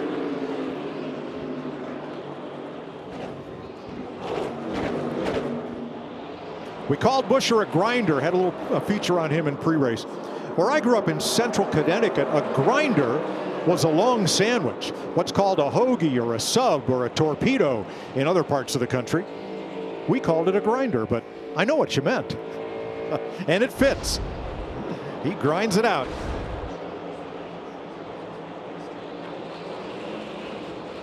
Oh, see right there.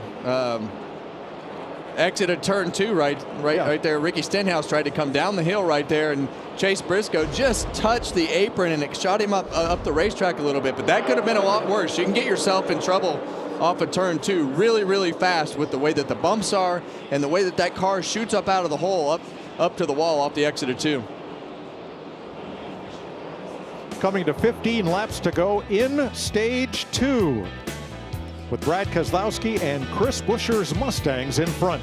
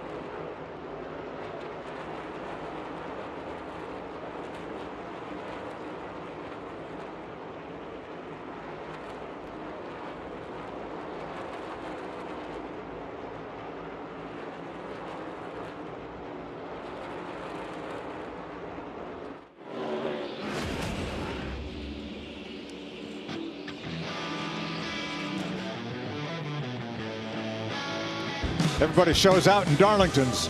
Some of those uniforms, well, let's just say they're old, but boy, we love them. Tim Richmond, Cole Trickle. Yep. Vintage NASCAR apparel is really big right now. That's what my daughter tells me.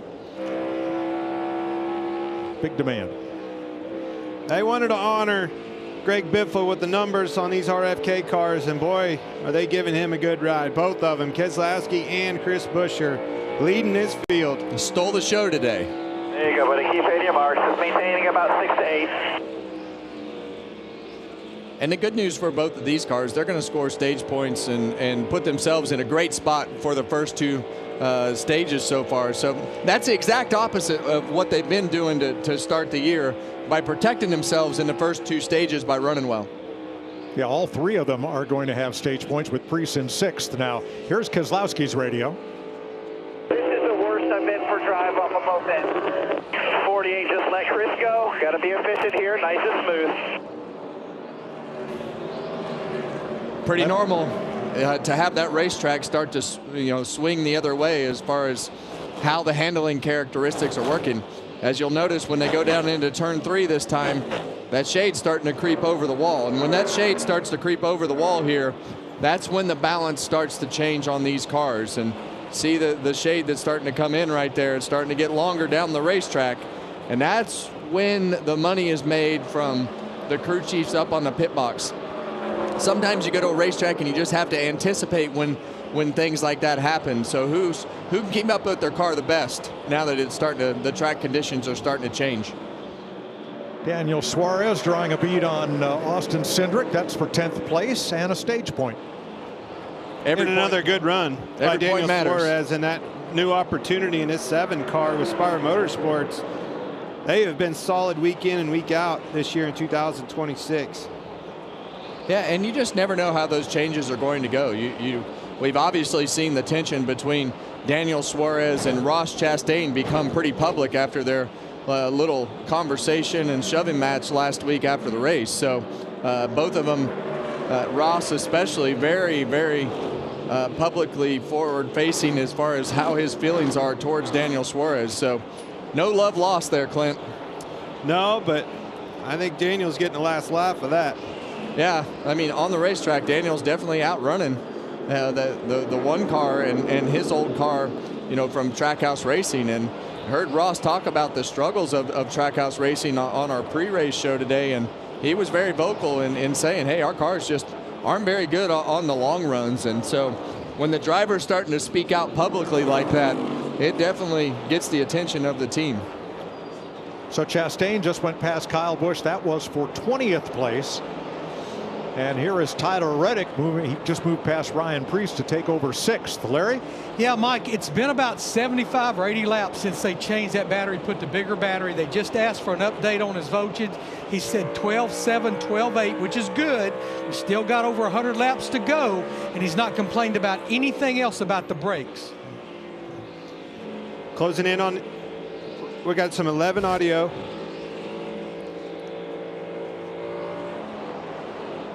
I got a tire down or something. Copy. Stay off the wall. Let me look.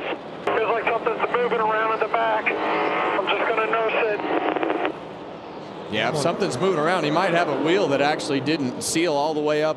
I saw that car move around down the back straightaway, and sometimes if that wheel comes loose, it'll actually cut it in half, and then it'll go flat. So if that wheel is actually loose, there's definitely something moving around in the back of the car, but it'll shift on and off of the hub and start to move around and make it feel like it has a flat tire, but it's not flat. Larry, I know you want a couple stage points, but what do you do here? Yeah, I mean, we still, Mike, we've got, we've got 15 laps to go before this start. No, we got 5 laps to go before the stage is over. I just don't know about a loose wheel. They've run 41 laps. You see here comes the run. Buscher is on him. Brad's having trouble with Logano and some lap traffic. This is the opportunity. Coming to 4 to go in the stage. And Buscher's there.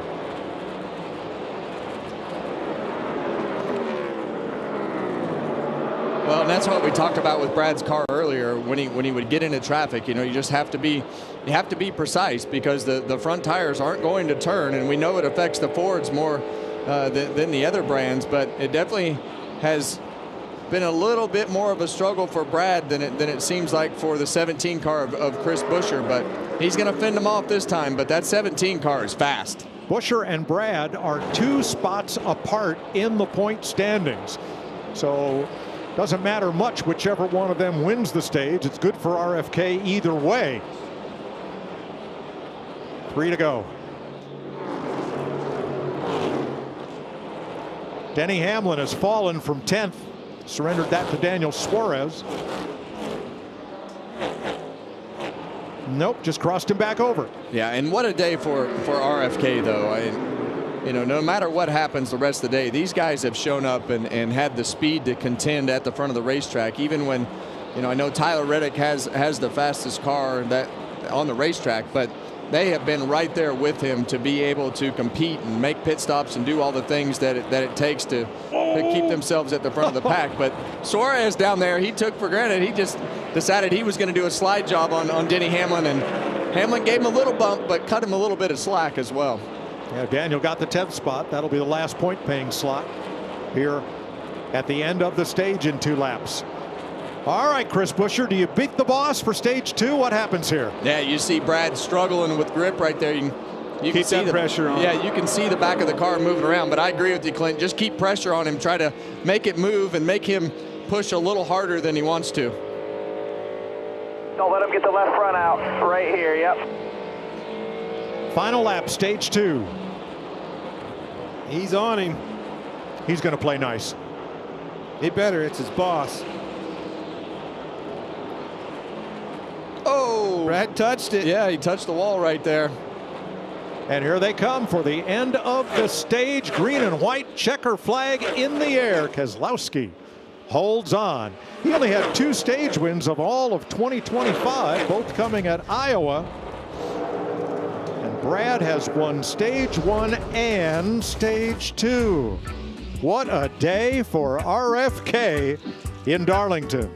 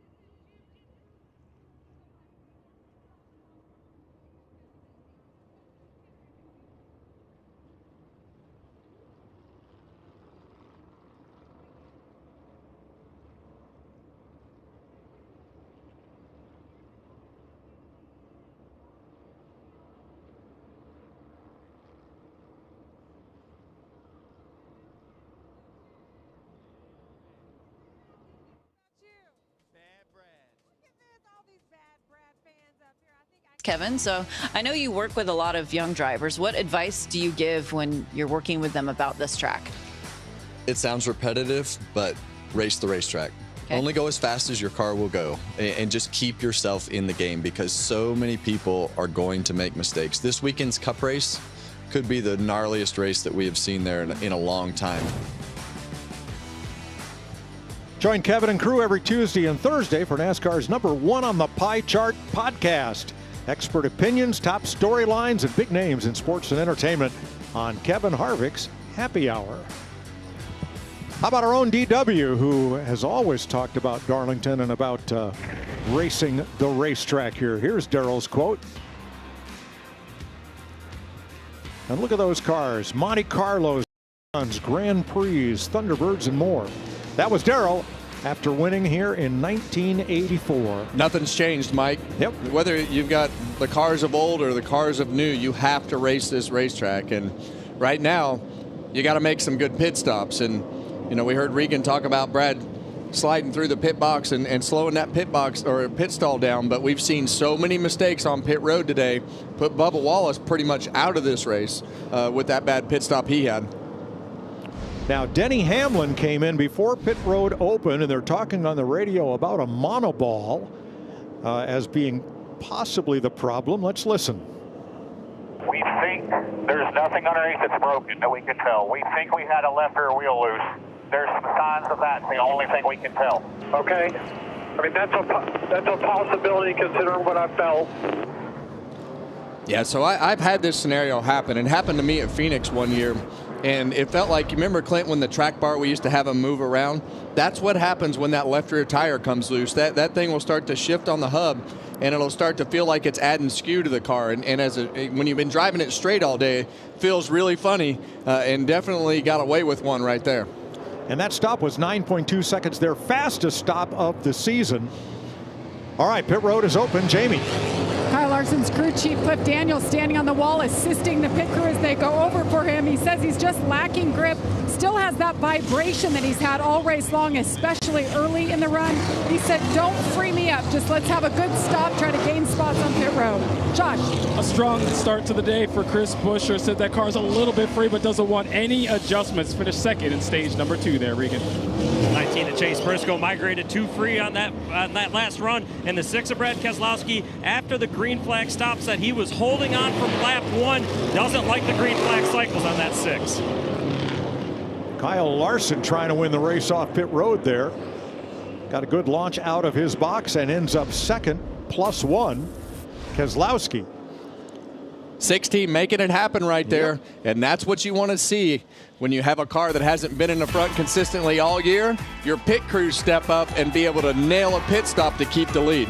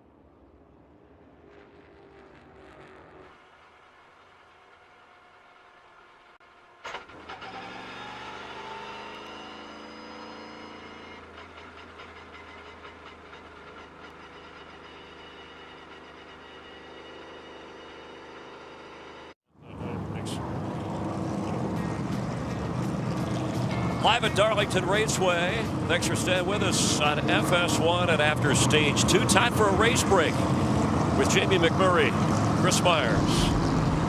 Recapping if you tuned in a little bit late. Tyler Reddick, the pole sitter, led the first 45 laps but had trouble in the pits. Yeah, Reddick obviously had some issues with having to change a battery, lost all that ground, and spent the whole race trying to make that up. And more pit trouble as Blaney and Bubba Walsh, we talked about this, that every pit stop important. This affected. And Chris, the one thing we highlighted is we want fast pit stops, but we don't want this. You don't want a disaster. It can take you completely out of the race. That got Bubba behind and then got even a wreck. Yeah, Denny Hamlin into the 43 of Eric Jones. Behind that, Bubba Wallace second in points. He started on the front row. He goes into the wall, causes problems. But in the meantime, the story is this man, 42-year-old Brad Keselowski, the stage 1 and stage 2 winner. 2012 champion. He's won here twice before.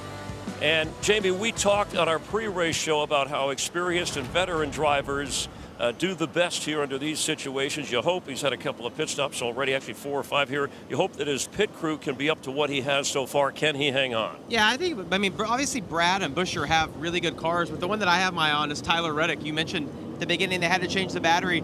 Billy Scott gave Tyler the option at the end of that when they changed the battery. He's like, look, if you run any of your cooling equipment, we will have to put another battery in that car. Tyler has toughed it out, not run any of that cooling equipment, and put himself back in a position. I think he can get to the front and win this race today. Wow. All right. For Keselowski, it's been 2 years since he's led this many laps. No stage 2 winner this year has gone on to win the race. Brad K trying to do that, Mike.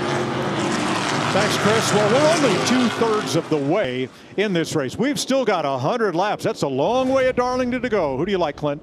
Same guy picked earlier, Kevin. That 45, Tyler Reddick, he's coming back to the front. So we saw it with Ryan Blaney earlier at Phoenix. You know, he had trouble, finally won the thing. I think he's still going to punch through. Yeah, I'm going to stick with Briscoe. I think that now that they're being able to adjust their car at the front of this pack, I think they'll have a good opportunity. But I agree with you. I think Reddick has the fastest car. Well, fellas, so far it's RFK Day. Let's see how it goes as we get ready to start stage 3. Keselowski, Larson, Buscher. Zane Smith got the free pass. Ross Chastain too fast entering. He will restart in the back. We have 26 cars on the lead lap for this restart. Timmy Hill, the only car out of the race as we go back to green.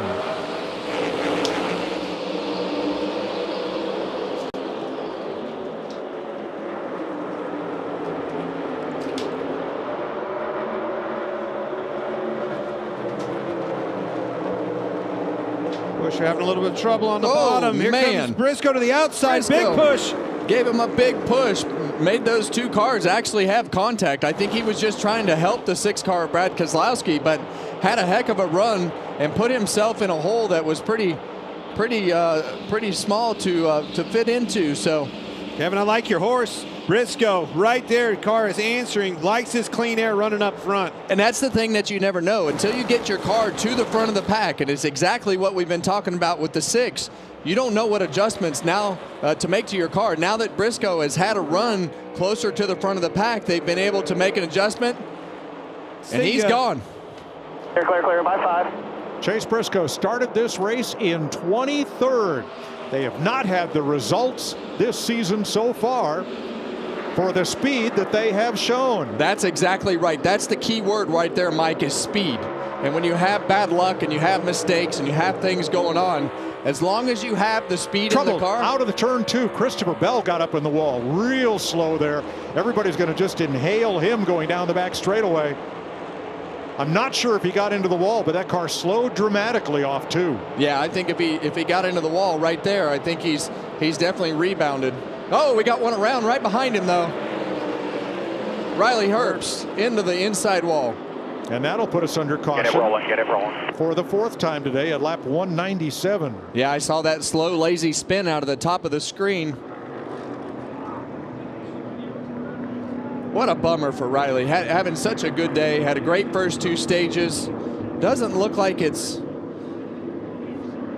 completely totaled. He's going to keep going, but it's definitely going to affect the performance of that race car. He was running 18th on the lead lap. And that caution will be a break for Todd Gilliland. We'll get back on the lead lap. What do you do here, Larry? How many laps? Smoke them if you got them, baby. I like it. Tires left. I like it.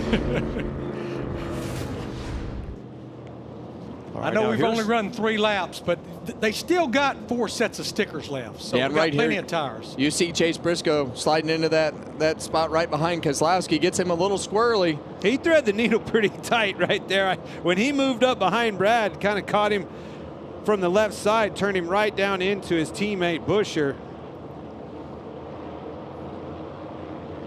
And then here's Bell. And Riley Herbst going around, and I'm not sure if that was looked like off the nose of another car, maybe Connor Zillich. Yeah.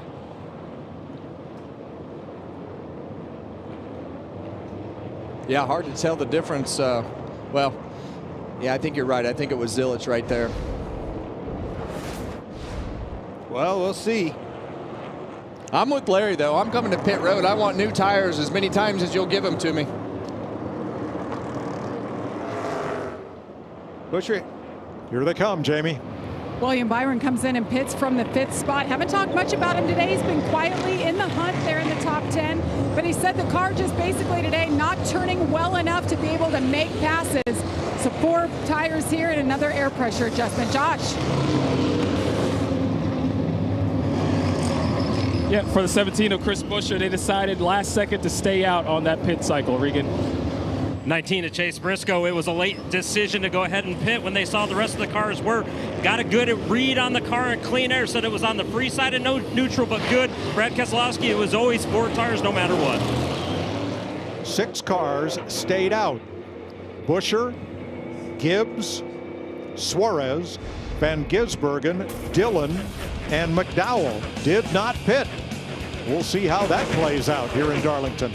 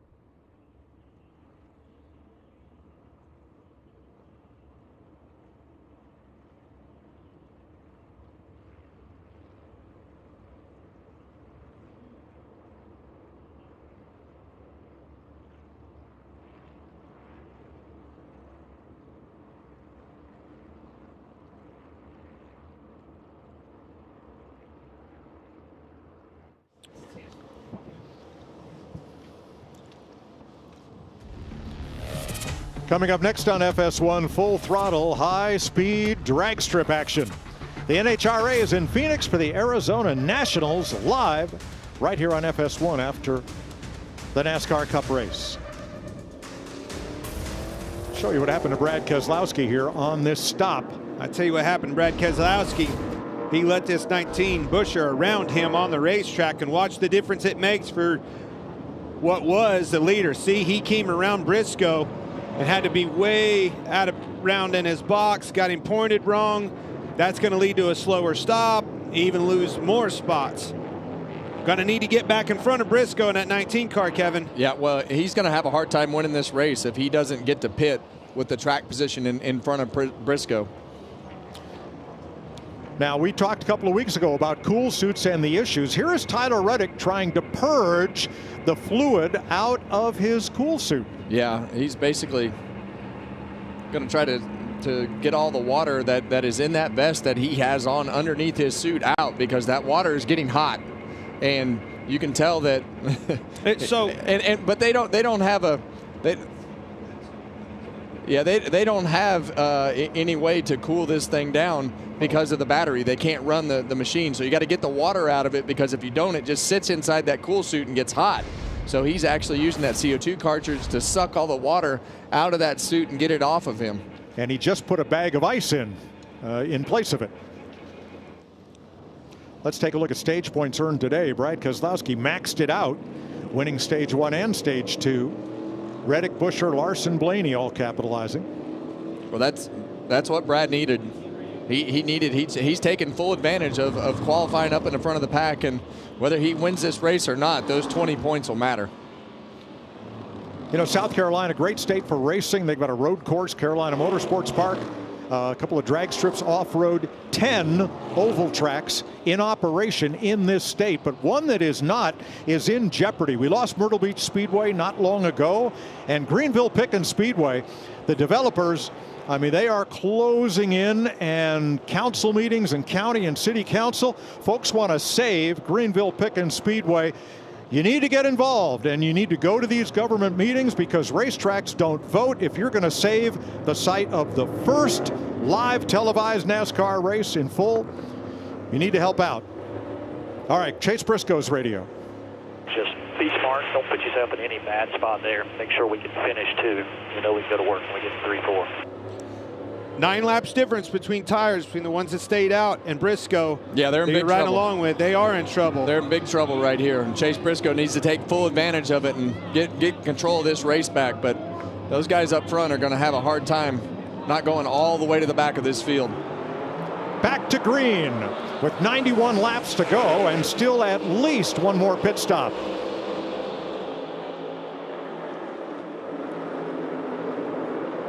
The 3-car, Austin Dillon held out Briscoe on the bottom.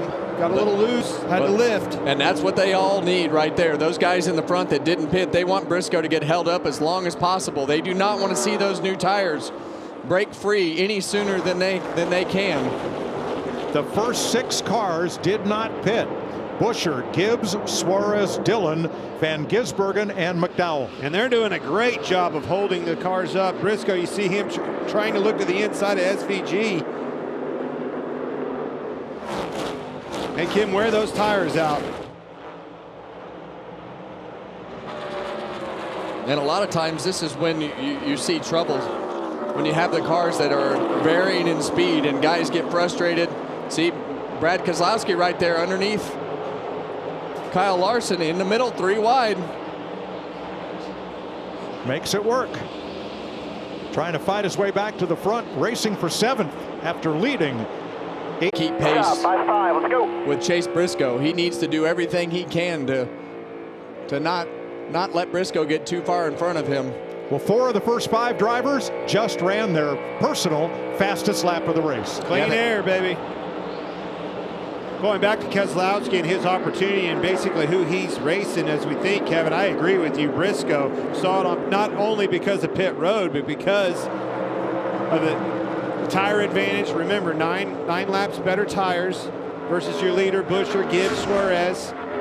Don't let Briscoe get away from you.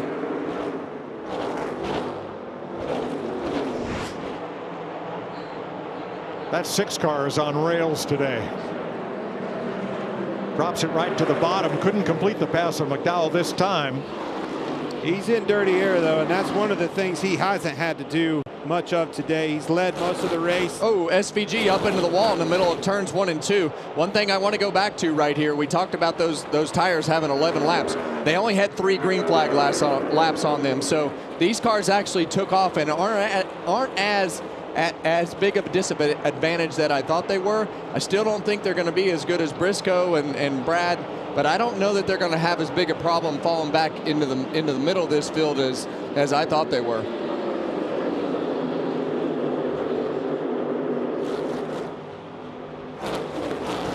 No, except for Austin Dillon, who has fallen to 13th. The rest of them are all still up there in the top 6, Kevin. Yeah, well, we know the 17 car of Chris Buscher. He's a fast race car. 54 of Ty Gibbs. He's been fast. Daniel Suarez. So a lot of these cars have already run up front today, but ultimately the newer tires are going to be able to take control.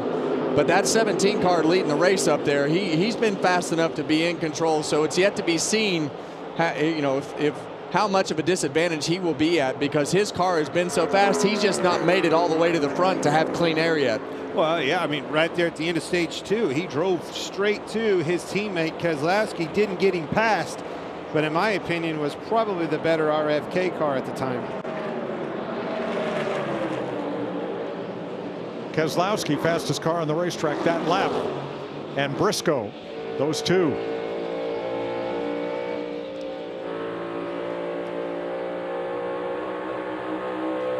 Still just you and the 7 by 10 on the 6.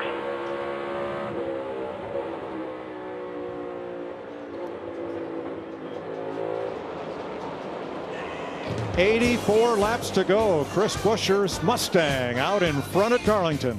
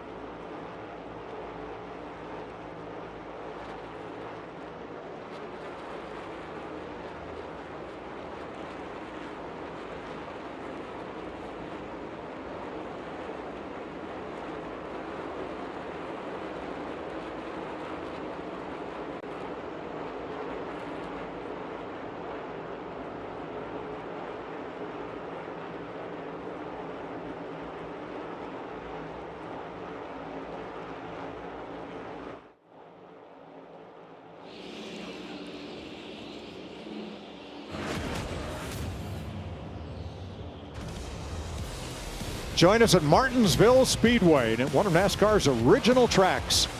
The half-mile paperclip with NASCAR Race Day, 2 p.m. Eastern on FS1, and the Cup race at 3:30 Eastern. It's all on FS1 as we return to Martinsville, where Denny Hamlin got his 6th grandfather clock last spring.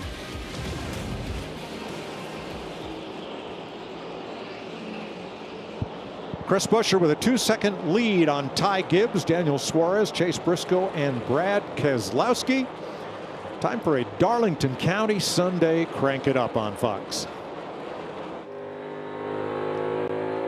Still half back on the bottom here.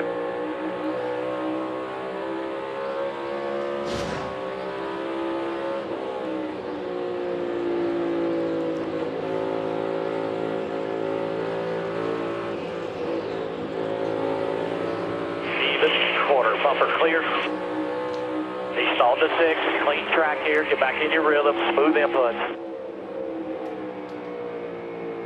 Bumper, bumper, clear, clear, clear, clear, clear by one, you're good. Back to work here, man. 76 to go right here.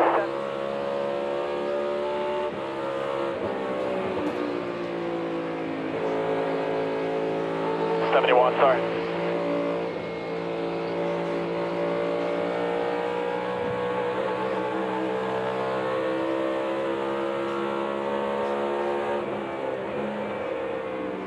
Door quarter clear, clear 1.5.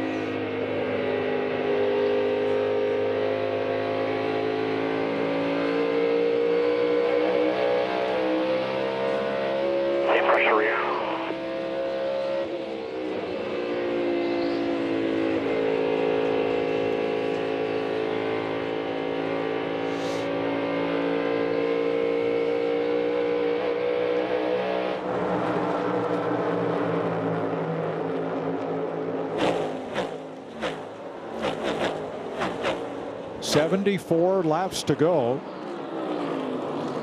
5 of the top 7 with winless streaks of 49 races or more.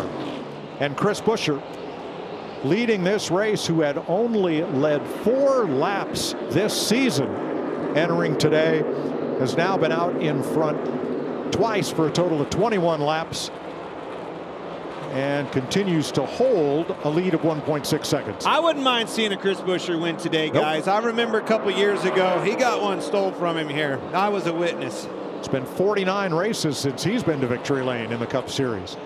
And he's just done a great job all day of keeping himself in position, not making any mistakes. And now that he's got clean air, now he's got control of this race, which means you got control when you come to pit road. You've got control of the restarts and all the things that go with this. I don't think that the story is completely told yet. I still think that has the fastest car. I think that when you go back and you see Reddick and Buscher battling at the end, who knows that we might wind up in the same position where Reddick's trying to get around Buscher or Brad to win this race. And so we got a lot of players up front that have been in position to win races here at Darlington.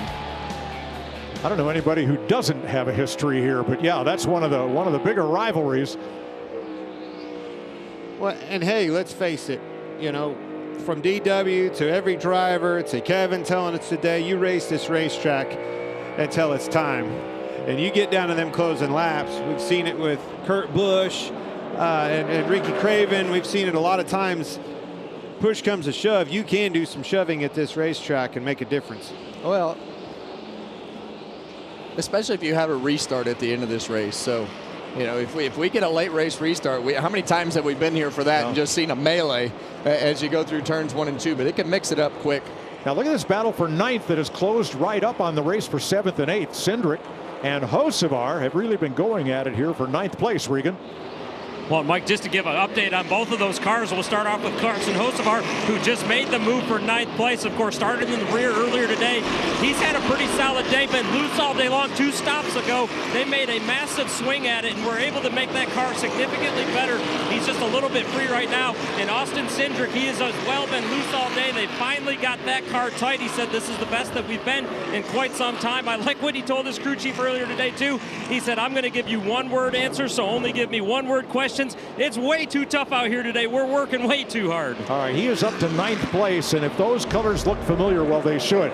It's no longer an official throwback weekend, but look at that blue and yellow Wrangler number 2. Yes, that's a Pontiac Grand Prix. There's one like it out in the parking lot that Hocevar has been driving, but his sponsor Chili's chose this paint scheme to throw back to here at Darlington.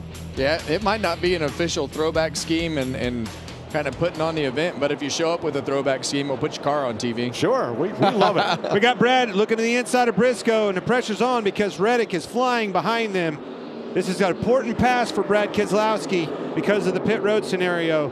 Oh, and Briscoe doesn't give it to him right there, and we're seeing Brad be really aggressive, leaning on the left side of that car of Chase Briscoe. They both know that they want to keep this track position and try to stay in control of this race. Fighting for 3rd here. Brad has to get around him. I think he's going to pull up front. Got it.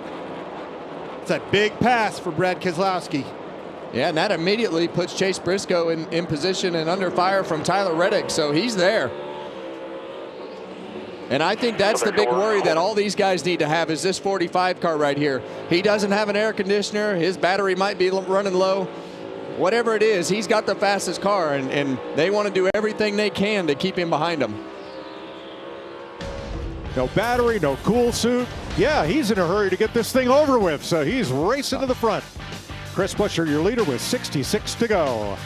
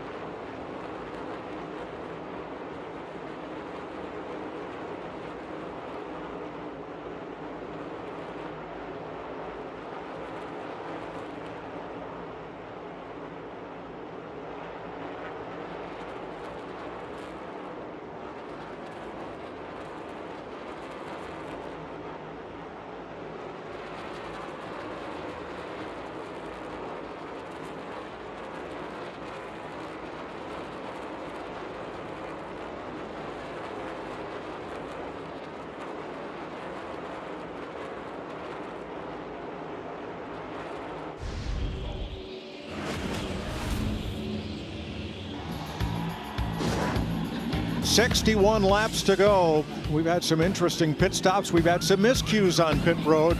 And these crews are going to have at least one more chance at it. And Larry could well decide this race. Yes, it could. Hard to believe. 293 laps, 400 miles. It may come down to two things, Mike. when you decide to make that green flag pit stop, and when you make it, be a mistake-free, fast, and efficient. Here's the scenario. We went back racing with 91 laps to go. That's basically a one-stop situation right there. If you split it, you're looking at lap 247, which is about 14 laps to go. Based on what we've seen earlier, we may see some come a little early like Hamlin did the last time. I think once we cross over lap 240, that's when it maybe opens up. Thanks, Larry. Now, Hocevar had a move on Suarez. It did not pay off, and now he's surrendered a spot to Blaney. No. And tries to come right back. Both of those cars are absolutely flying, though. The Hurricane on his way to the front. Well, Hocevar had worked his way all the way up to the 7's bumper, but now you're starting to see him fade a little bit. Now, speaking of flying, Tyler Reddick sent it into turn number 3 against Ty Gibbs, and that's going to be our big move today. Sponsored by Pods. Watch the 45 here. See ya. That is a slide job at its finest. Slide up the race, don't hit the wall. Woo. Well, he's really good at that. He and Kyle Larson do that the best, and they're able to modulate that speed. And it looked really bad right there because Ty Gibbs is slowing down so much for the top line. He just drove that thing in a straight line all the way up the racetrack and kept it out of the fence as he made the pass. Jamie? Yeah, that driver that he got around was Ty Gibbs. Ty, one of those drivers that stayed out last round of stops. Hanging tough, though, getting past, but still remains in the top 5, as you see his teammate taking a look, Chase Briscoe on the inside.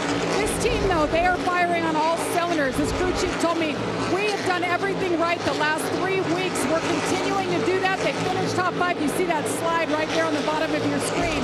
But they've been in the top 5 and in the hunt, and they're looking to come in here in the next 5 to 8 laps. Yeah, and this strategy's actually worked out pretty good for Ty Gibbs to be able to gain a couple spots. Chris Buscher, it's worked out the best for. Daniel Suarez has managed it, and I think right now those guys got themselves good enough track position and got spread out that they didn't get swallowed up by the rest of the field like Austin Dillon did. And now Blaney's come alive. He went past Hocevar and now has passed Suarez to move up to 6th.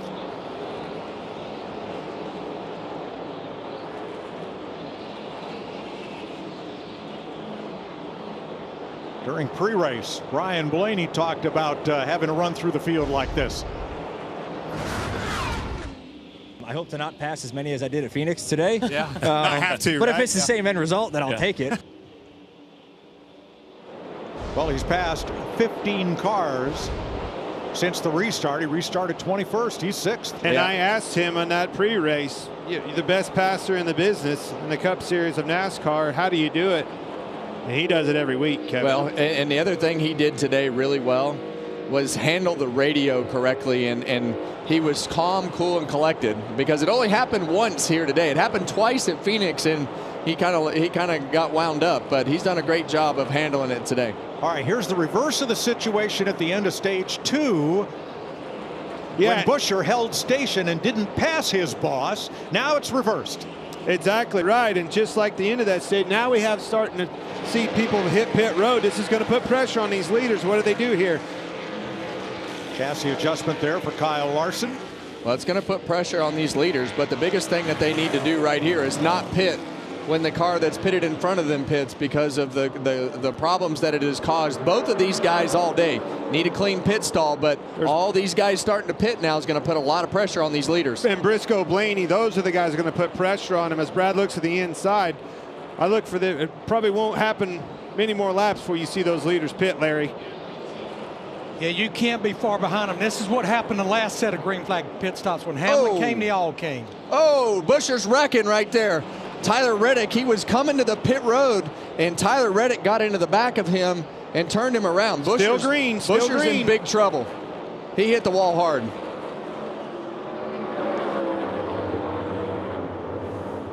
Green flag stops continue. Byron, Blaney, Elliott.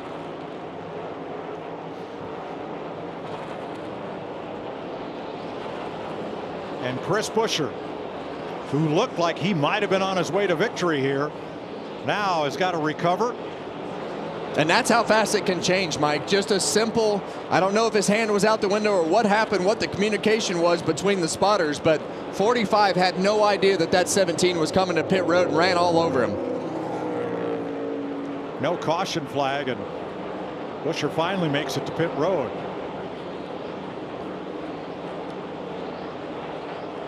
Keselowski in the pit lane, along with Buscher. Regan? Like that 6 car was contemplating coming to pit road on the lap when Chris Buscher almost got spun out there and ended up tagging the wall. As for his car, keep in mind on this next run, he's been very loose when we've had green flag pit stops after the cycle, so we'll have to see what it does here for the remaining laps. See on your track map, the 19 and the 6.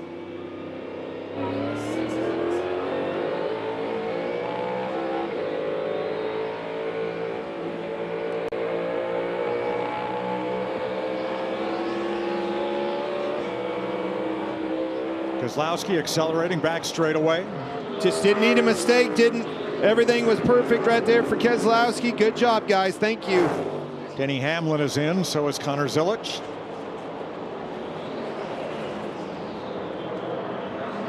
So 5 drivers have not stopped.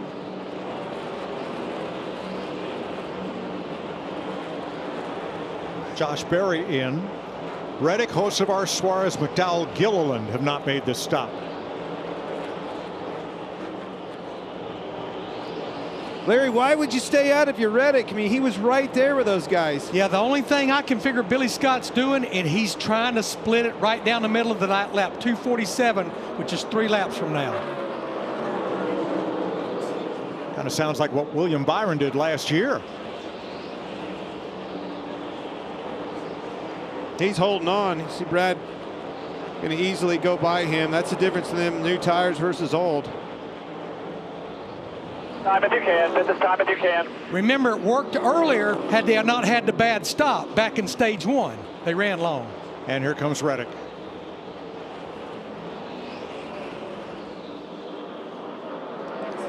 Well, the other thing that's worked out really good right here for Brad, while these tires are new, he's got nice, clean racetrack. He had to get just a little bit, give up just a little bit of time off of turn 2 to not run over Reddick on those old tires, but he's got some really clean racetrack to be able to run some laps just as fast as he can go, because that's what you want to do. You want to take advantage of those new tires to get the laps to be as fast as possible early on in the run. And I want to brag on Brad.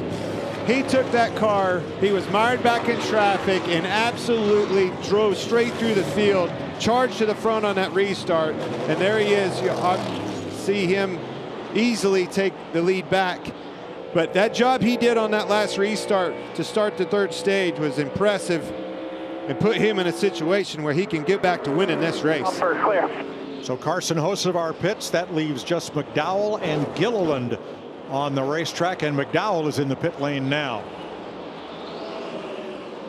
So we'll cycle back through and look at Chris Buscher, who got roughed up there.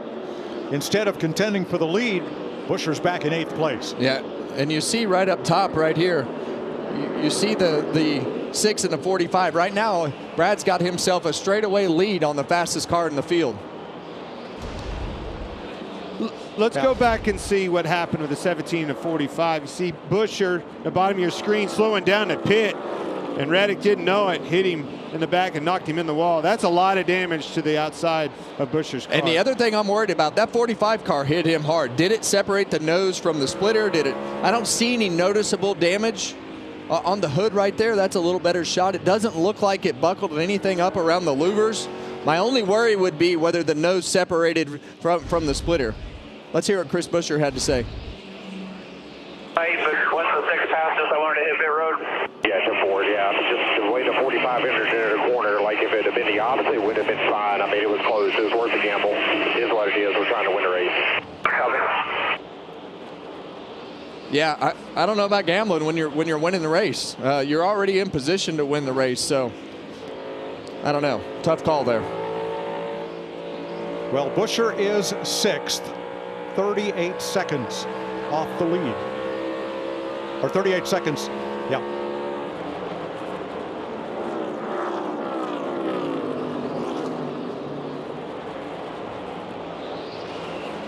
I can't imagine that car's driving better than it did before. He slapped the wall really hard.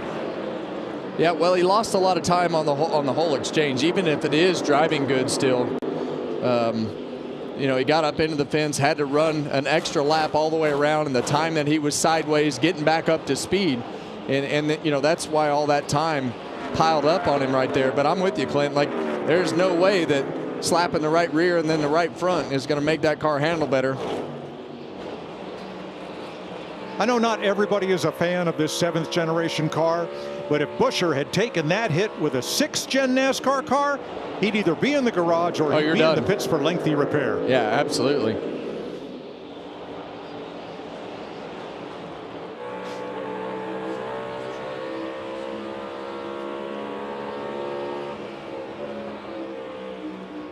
Chase Briscoe's last lap was 2 1/100ths quicker than leader Brad Keselowski. Yeah, but Tyler Reddick, the fastest car on track. Don't look too far behind, because those fresher tires of Tyler Reddick right now are about 6-7 tenths of a second faster, and he's making up time in a hurry.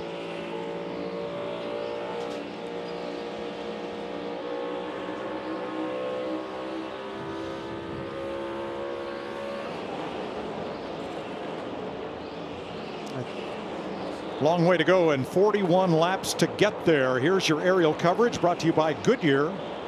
Tried, tested, and proven legendary.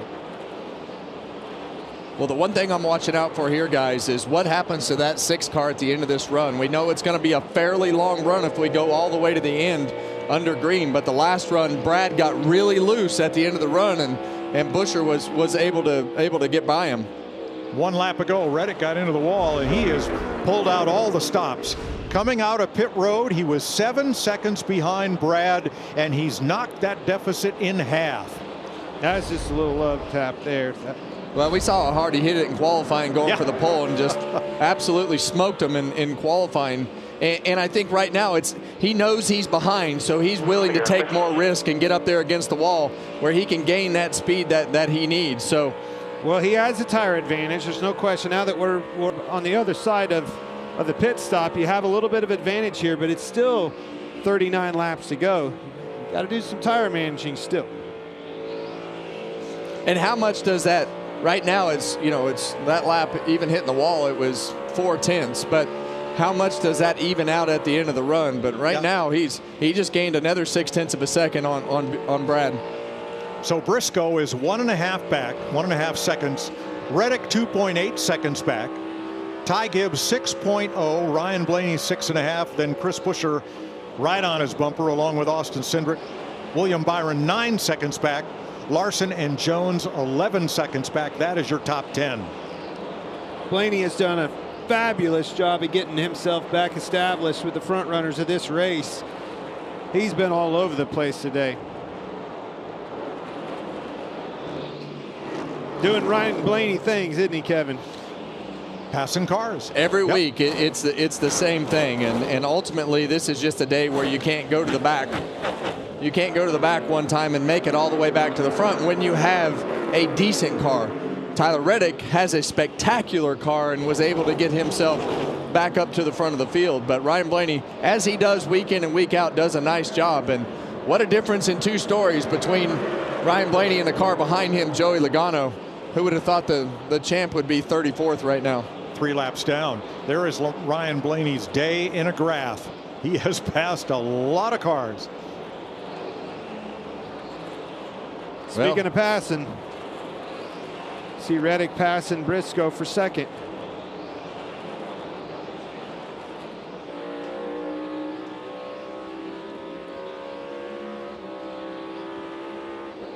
Tyler Reddick talking about what happened between he and Chris Buscher as Buscher was trying to enter the pit. Just FYI, the 17 knows that was on them for a late call. Yeah, tip of it. I mean, it's the Cup Series, but nobody waves up here. I mean, I would do the same thing. So. All right, that spotter Nick Payne up on the roof.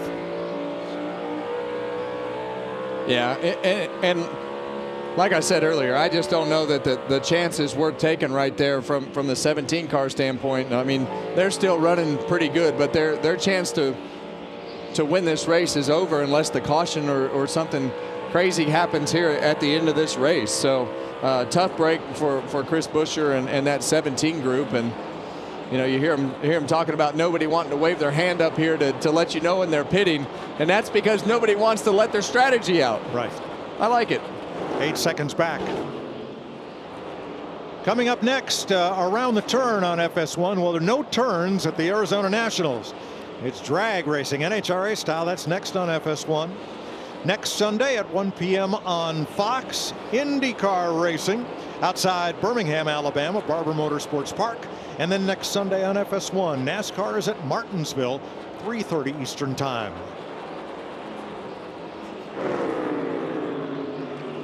Brian Blaney, Ty Gibbs, 4th place. Yeah, and I think both of these cars we thought were decent yesterday. I don't think any of us thought that they could keep up with the 45 of Tyler Reddick, who still has the fastest car and was the fastest car yesterday. So. Look at that lap time right there, Kevin. You're so spot on. Flying out there, Tyler Reddick. You better run, Keselowski. He's coming. This purple car is going to get a lot bigger in the mirror. Larry? Hey, guys, you remember Tyler Reddick earlier in the race? Hey, he was smooth with the throttle, picking it up gradually. That's out the window, buddy. He's getting all he can.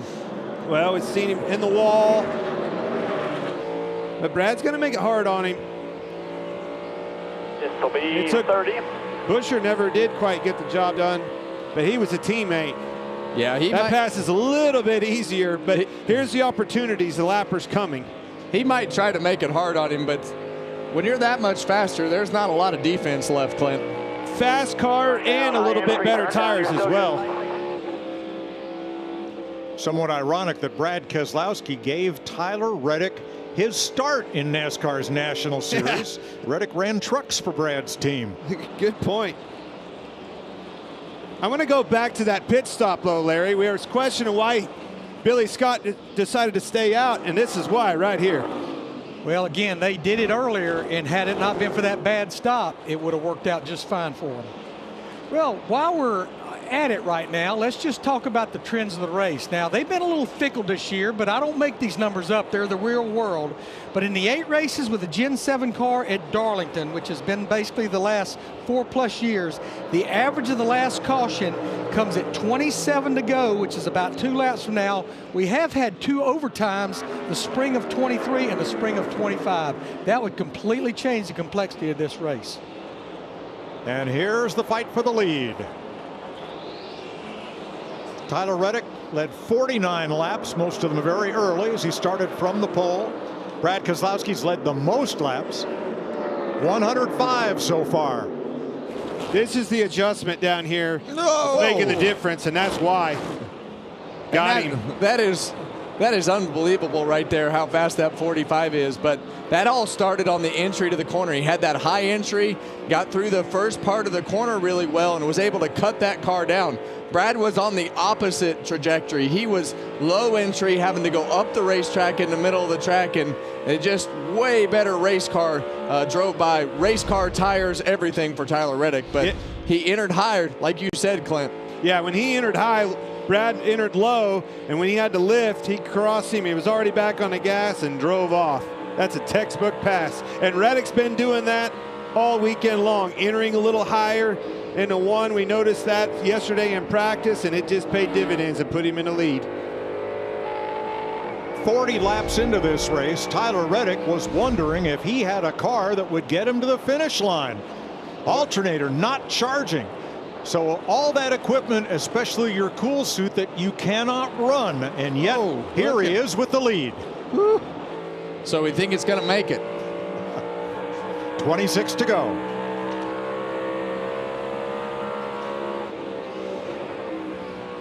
The battery in the car looked like a small lithium-ion style battery. Ran down. They put a bigger one in it, and it should get him to the finish. Here's the race for 10th place. Hocevar, the Hurricane underneath Kyle Larson. The Hurricane and looking for more on Suarez. Started dead last today. That Hurricane, Hocevar, has done a great job today, getting up through the field, staying patient. Right side of that thing's not all tore up. almost won the truck race Friday, was leading it with 4 laps to go. Yeah, as you see, Carson looked to the inside of Suarez right here for 9th position. And you know, look, Carson has knocked 2 toe links out of this car in practice and qualifying. And I think the thing that people don't give Carson enough credit for, he does learn.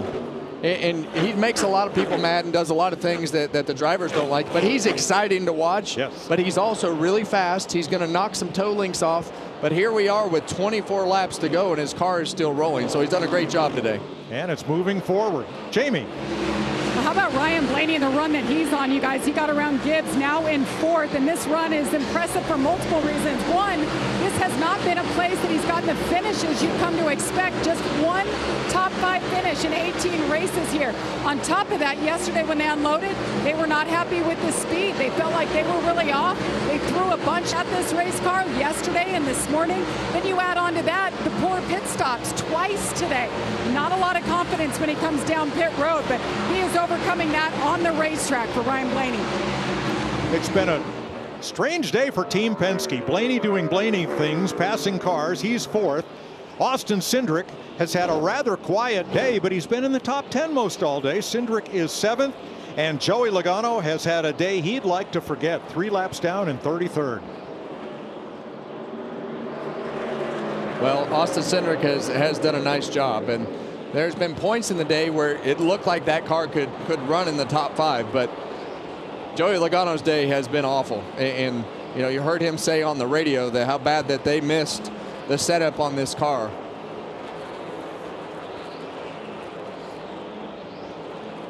Definitely not something that you expect to see out of this 22 team, and in a performance like they've had today. So this will definitely be a topic of conversation as you show up on Monday, and I promise you that man right there will be there early. And he's not even the first car 3 laps down. He's the middle of 3.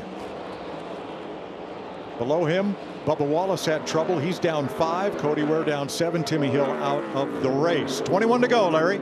Well, they've asked Tyler Reddick not once, twice, but 3 times. How about a voltage update, buddy? You know what he has said? Absolutely nothing. Yeah, I mean, at this point, you're not stopping, so just keep on going, Larry. Does that make you nervous, Larry, or do you like that? I'm not nervous with almost a 2nd lead right now.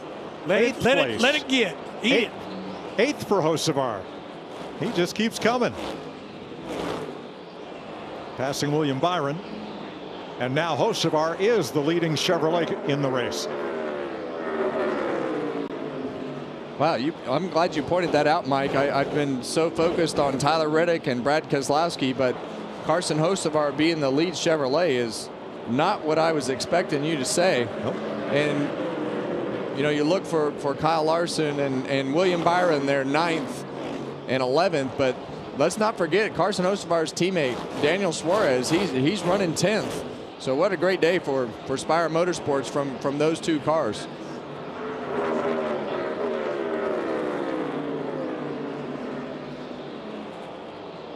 Hocevar had to start the race from the rear after they changed an upper control arm this morning. So from 37th to 8th with 18 to go. I know we touched on this earlier in the race about this 7 car, but Clint, you've been a part of changing teams and changing organizations and all the questions that come with that, and how is that going to go? This one's been pretty consistent to start these first several weeks of the season with Suarez and his team. Well, especially, you know, I don't know what happened there, transpired, doesn't matter. End of the day, he's not at Trackhouse anymore, he's at Spire, and when you lose a ride like that and you move on, you just never know, and you worry about it, you worry yourself sick about it in the off season. You try to do everything you think on paper it looks pretty good. Everybody thinks that way, right? Here's the plan, we think it's going to be good. You never know till you get out there. Plan's working so far so good for Daniel Suarez. Looks good on him. And I think that's why you see that frustration in Chastain on the flip side of that. We kind of touched on that earlier where they got into it last week. That ain't easy to watch a teammate walk away and be running better than you. And Hocevar gets another spot. He passes Cindric for 7th. Well, in case you missed it, we've only had 4 caution flags today. 2 of them were for the stage ends. Tyler Reddick, trouble starting earlier, a jack issue, and then the charging issue. The alternator was turning but not charging the battery. They had to replace the battery. So Brad Keselowski won stages 1 and 2, which included a caution when Denny Hamlin got into the back of Erik Jones. Bubba Wallace also involved. That was at the midpoint of stage 2. Big close call here. Tyler Reddick and Chris Buscher was trying to slow down to pit, but neither knew the other's plan, and Buscher got up and bounced off the wall. Then at lap 197, we had a spin up in turn number 4, Riley Herbst. That's the only other caution today.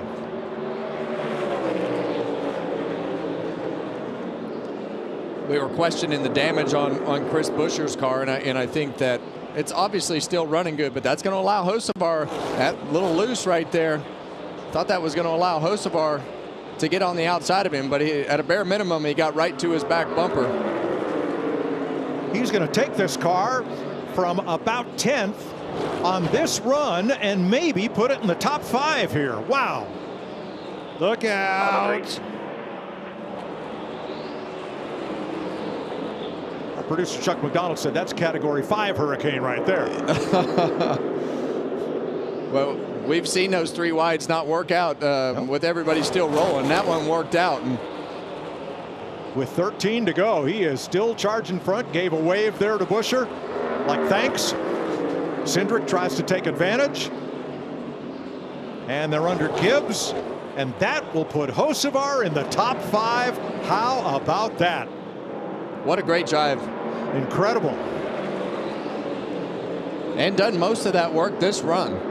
Yes. That tells you how fast that car has been on this particular run. Blaney got around Briscoe. It happened pretty fast. We were watching that battle with Hocevar. Hocevar was the latest of everybody to come to pit road on the green. Got the freshest tires. Well, the 2 cars ahead of him now are about 3 seconds out.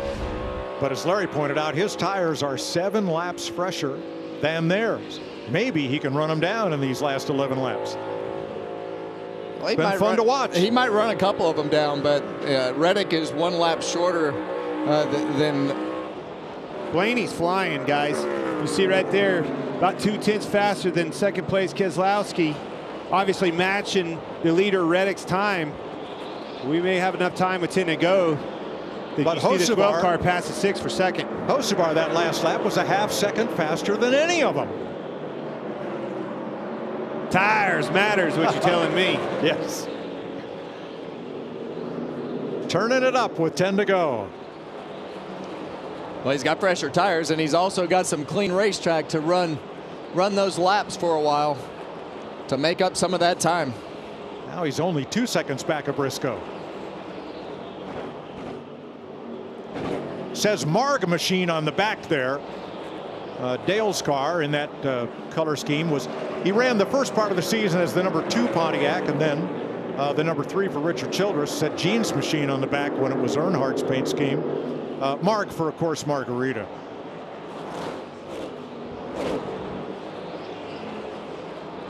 He's earned a margarita today. Rocks, no salt.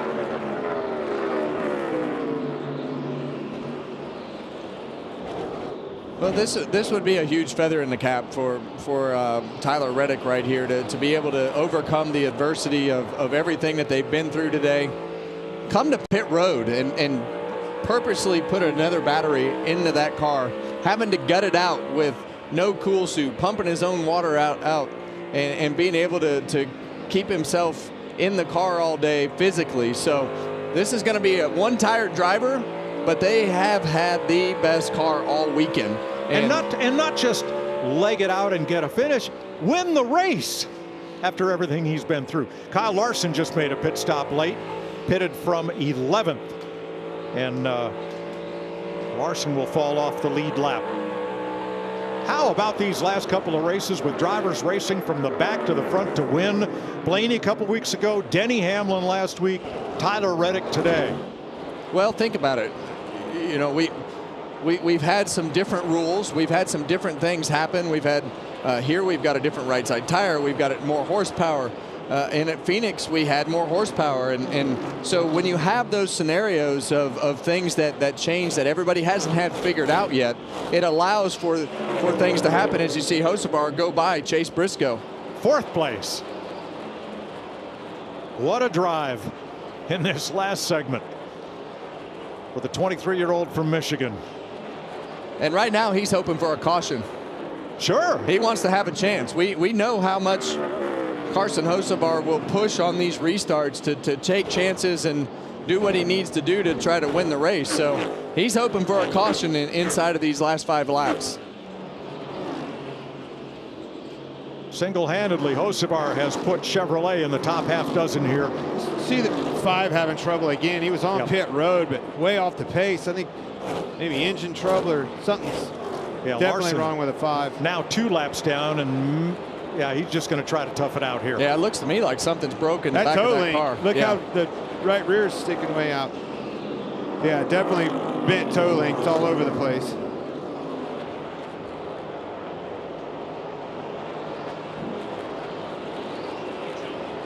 Tough day for Hendrick Motorsports. Their best car is William Byron in 9th. Chase Elliott is 15th. Justin Allgaier a lap down in 24th. And Kyle Larson. Yeah, that Kyle Larson car is out of control on the apron of the racetrack. Got to keep our eye on that car as it just tries to limp around and finish the race.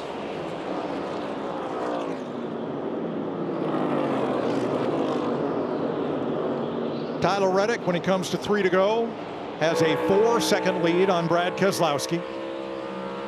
10 on Ryan Blaney, the 2 Fords right behind him. And it is a toe link on Kyle Larson, we're told. They confirm. And NASCAR says he's below minimum speed. He's got to pick up the pace or else. I think Michael McDowell just bounced off the wall at the exit of turn 2. But keeps digging with 2 to go. Better not pick the pace up too much on that 5 car. I think he'll be around.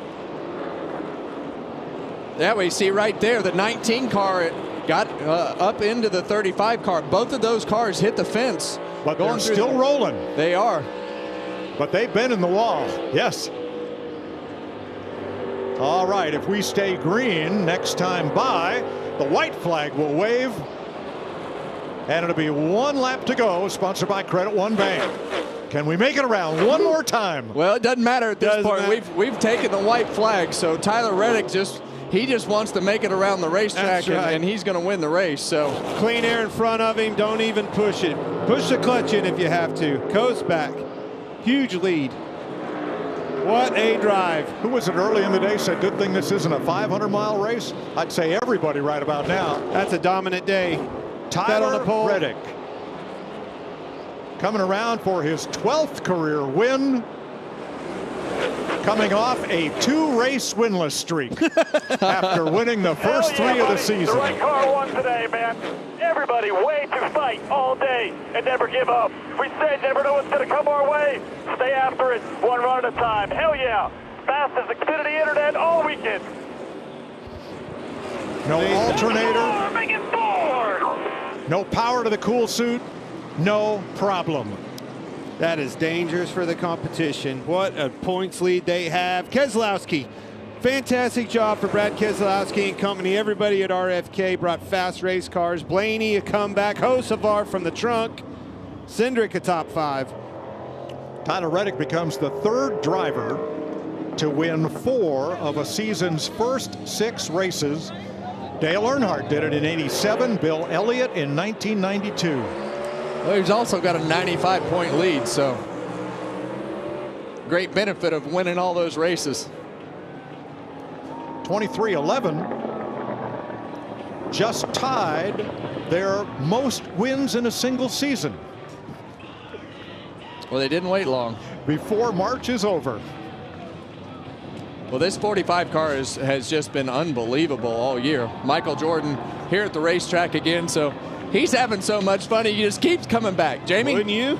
Yeah, I guess MJ just needs to show up to the racetrack and his driver overcomes everything. I don't even know where to begin. All the issues for him that he overcame, MJ. What was that like watching from your perspective? I'm pretty sure it's frustrating for him because he had an unbelievable car. And, you never know what's going to happen, especially at Darlington.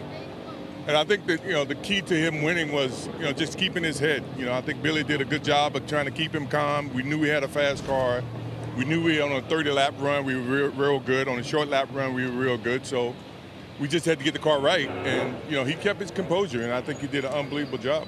I know you're so competitive. How fun is that when you know he's down and out and watching him come to the field? Well, I just wanted everything to be, good, because once he gets back out there, then I feel like his competitive juices are going to carry him all the way to the end. And, those are the longest 18 to 20 laps that I can even imagine. I just didn't want to see a caution, and a caution would have changed everything. But he did the job. He earned it all week, and I'm real proud of the team. Congratulations, 4th win on the season. Thank you. So let me correct, there is no tie. This is the most wins in any season 23-11 has had, and the month of March is not even over. And he parks it on the start-finish line to the roar of the crowd.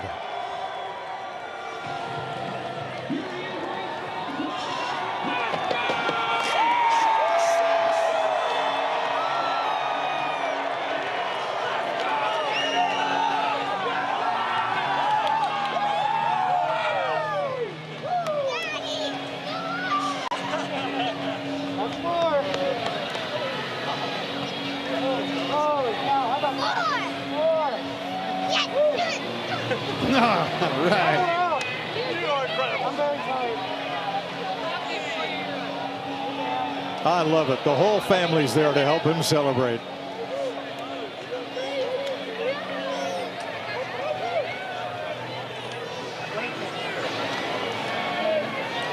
That's why you do it.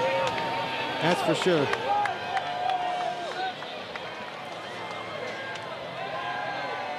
Here's Regan.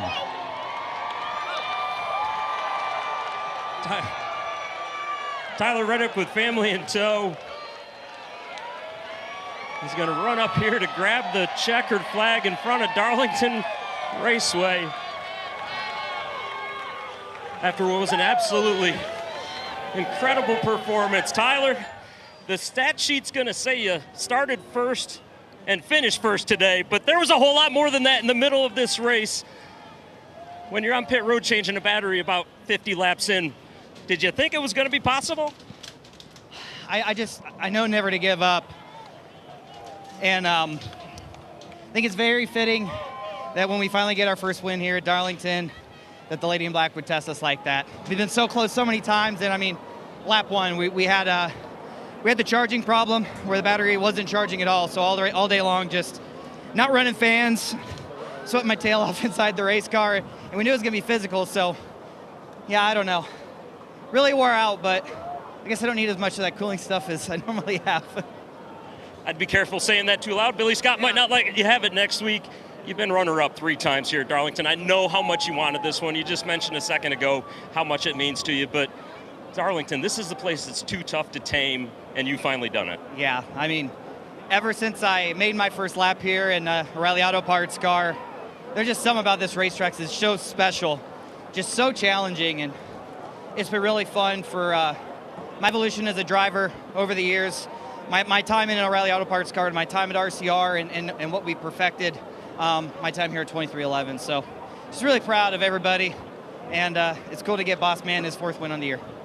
Tyler Reddick wins his 4th of the season.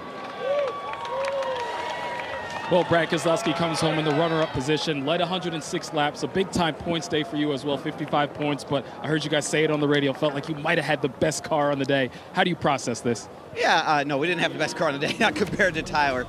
Tyler drove a hell of a race, and he's driving a rocket, and he's making it count right now. So I think we got the most out of the day. We were going to get honest, but we scored a lot of stage points, second place, first place loser, but that's okay. We're doing the things we need to do and making the most of the days we have, and it's really cool to have the great Biffle cars running up front. I put a nice right side stripe on the car. I think that would make Greg proud. If you know Greg, you understand that one, but a good day for our Solomon Plumbing Ford Mustang. Best finish of the season so far for Brad Keselowski, Jamie. And what a drive for Ryan Blaney. Talk about overcoming issues. 2 on pit road. It was like Phoenix all over again. You came up just 2 spots short, but you passed 48 cars again, Ryan. Take me through the emotions of your day. One less than Phoenix. Yeah, I mean, a solid car all day. I thought we had good speed, especially long run speed. And yeah, just, stuff we got to work on pit road. So hopefully we'll get better at that, address the issues that we got, and go forward. But that's really all we can do. But I'm really proud of the 12 guys for bringing me a good car and getting it better all day and kind of adjusting to where we were in the pack. That's kind of a tough way to do it. But appreciate Menards, Delta, Ford Racing, Dent Wizard, Wabash, Body Armor, Advanced Auto Parts, Dex Imaging, everything for what everybody does on this program, the Worth Group. So yeah, good showing. A lot of fun today, sliding around, and I thought the package was really, really fun. You could kind of make it angry, and you were going to pay the price, so that stuff's pretty good. And I think it was the first time in my Cup career that I've let guys go on a restart or on a green flag cycle, and I said to myself, I'm going to see you in about 20, and that happened multiple times. So I think we're making progress on that. So just we'll keep going, but like I said, proud of the fight by the 12 guys. Well done. Ryan Blaney brings it home 3rd. Mike. 4th win for Tyler Reddick as he loads his son Bo into the car for the trip to victory lane.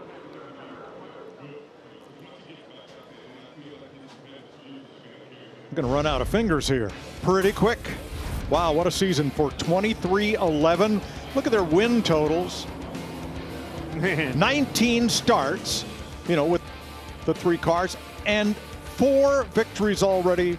That's their best ever. Well, let's not forget, I mean, this is still a pretty young company, so they're really starting to get themselves in a rhythm, and you're really starting to see the performance this year with those 4 wins early on, all from Tyler Reddick. Wasn't just Reddick. Carson Hocevar came on like a hurricane today. Regan? Well, Mike, that's right. What a performance there. Not only all day long, but in particular at the end of the race for Carson Hocevar. You started in the rear today. You guys had to work on this car a lot early on, but when it counted at the end, it was a rocket ship. Yeah, I mean, I didn't make it easy. I hit the wall. We started last, and then, we had a loose wheel at some point, and, just trying to, just grind it out, and felt like our car was good when I finally could get it rolling and just get momentum and we can get one-on-one. But if there was 10 in front of me, yeah, it was just kind of stuck. So, yeah, super proud of this effort. Chile's put a lot of pressure on me to run good with the scheme. So super happy to run good here. They put a lot into throwback. They put a lot into this race program, and it's great to get them a good result. And, yeah, super proud of everybody at Spire, really. This 77 team. Last year we found every way to run 30th. This year I was like, oh no, we just finding every way to finish 20th. Bad luck, whatever. But it's good to take one and steal one a little bit here today. Well, certainly fun to watch at the end of the race. Thanks, Josh. Well, Austin Cindric grinds his way home to a 5th place finish. Best finish at Darlington in the Cup Series for you. Bring me through your day. Yeah, I think just first time in a long time I feel like I can say we've had 3 stages that either have gone our way or we've executed well. I think 2 teams done a lot of high-level stuff this year and brought me a lot of fast race cars, and it's long overdue, I think, for me and the team for a result that lines up with the performance. But I'm proud of the effort. It's where we need to be. Points in every stage, I think, and yeah, to be able to get a top 5 at a tough place like this. Yeah, it was a lot of fun. It was a lot of challenges going into the week trying to figure out this new package, but guys brought me a fast Freightliner Ford, and yeah, hopefully sign of things to come for this group, because really proud of the effort, from Daytona to here. Something this 2 team can build off of, guys.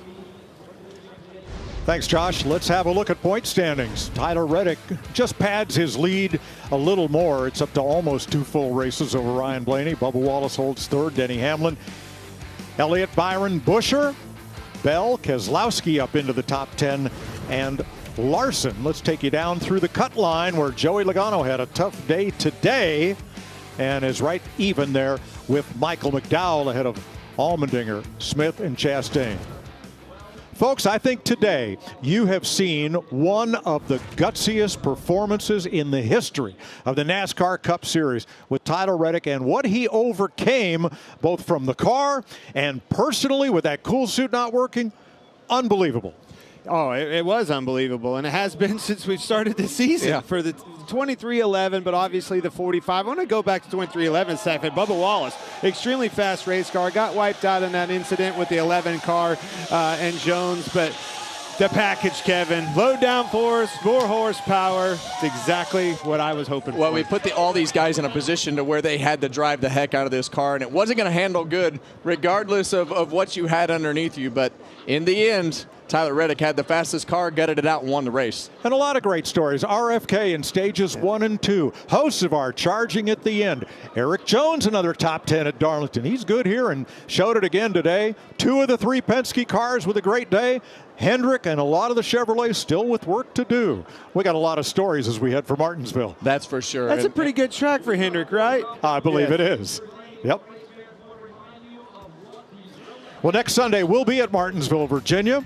Somebody wins a grandfather clock NASCAR race day, 2 p.m. Eastern, Sunday on FS1. And the Cup Series race, 3:30 Eastern Sunday. And it's all on FS1. Coming up next, right here on FS1, NHRA drag racing with the Arizona Nationals. Tyler Reddick, Team 2311.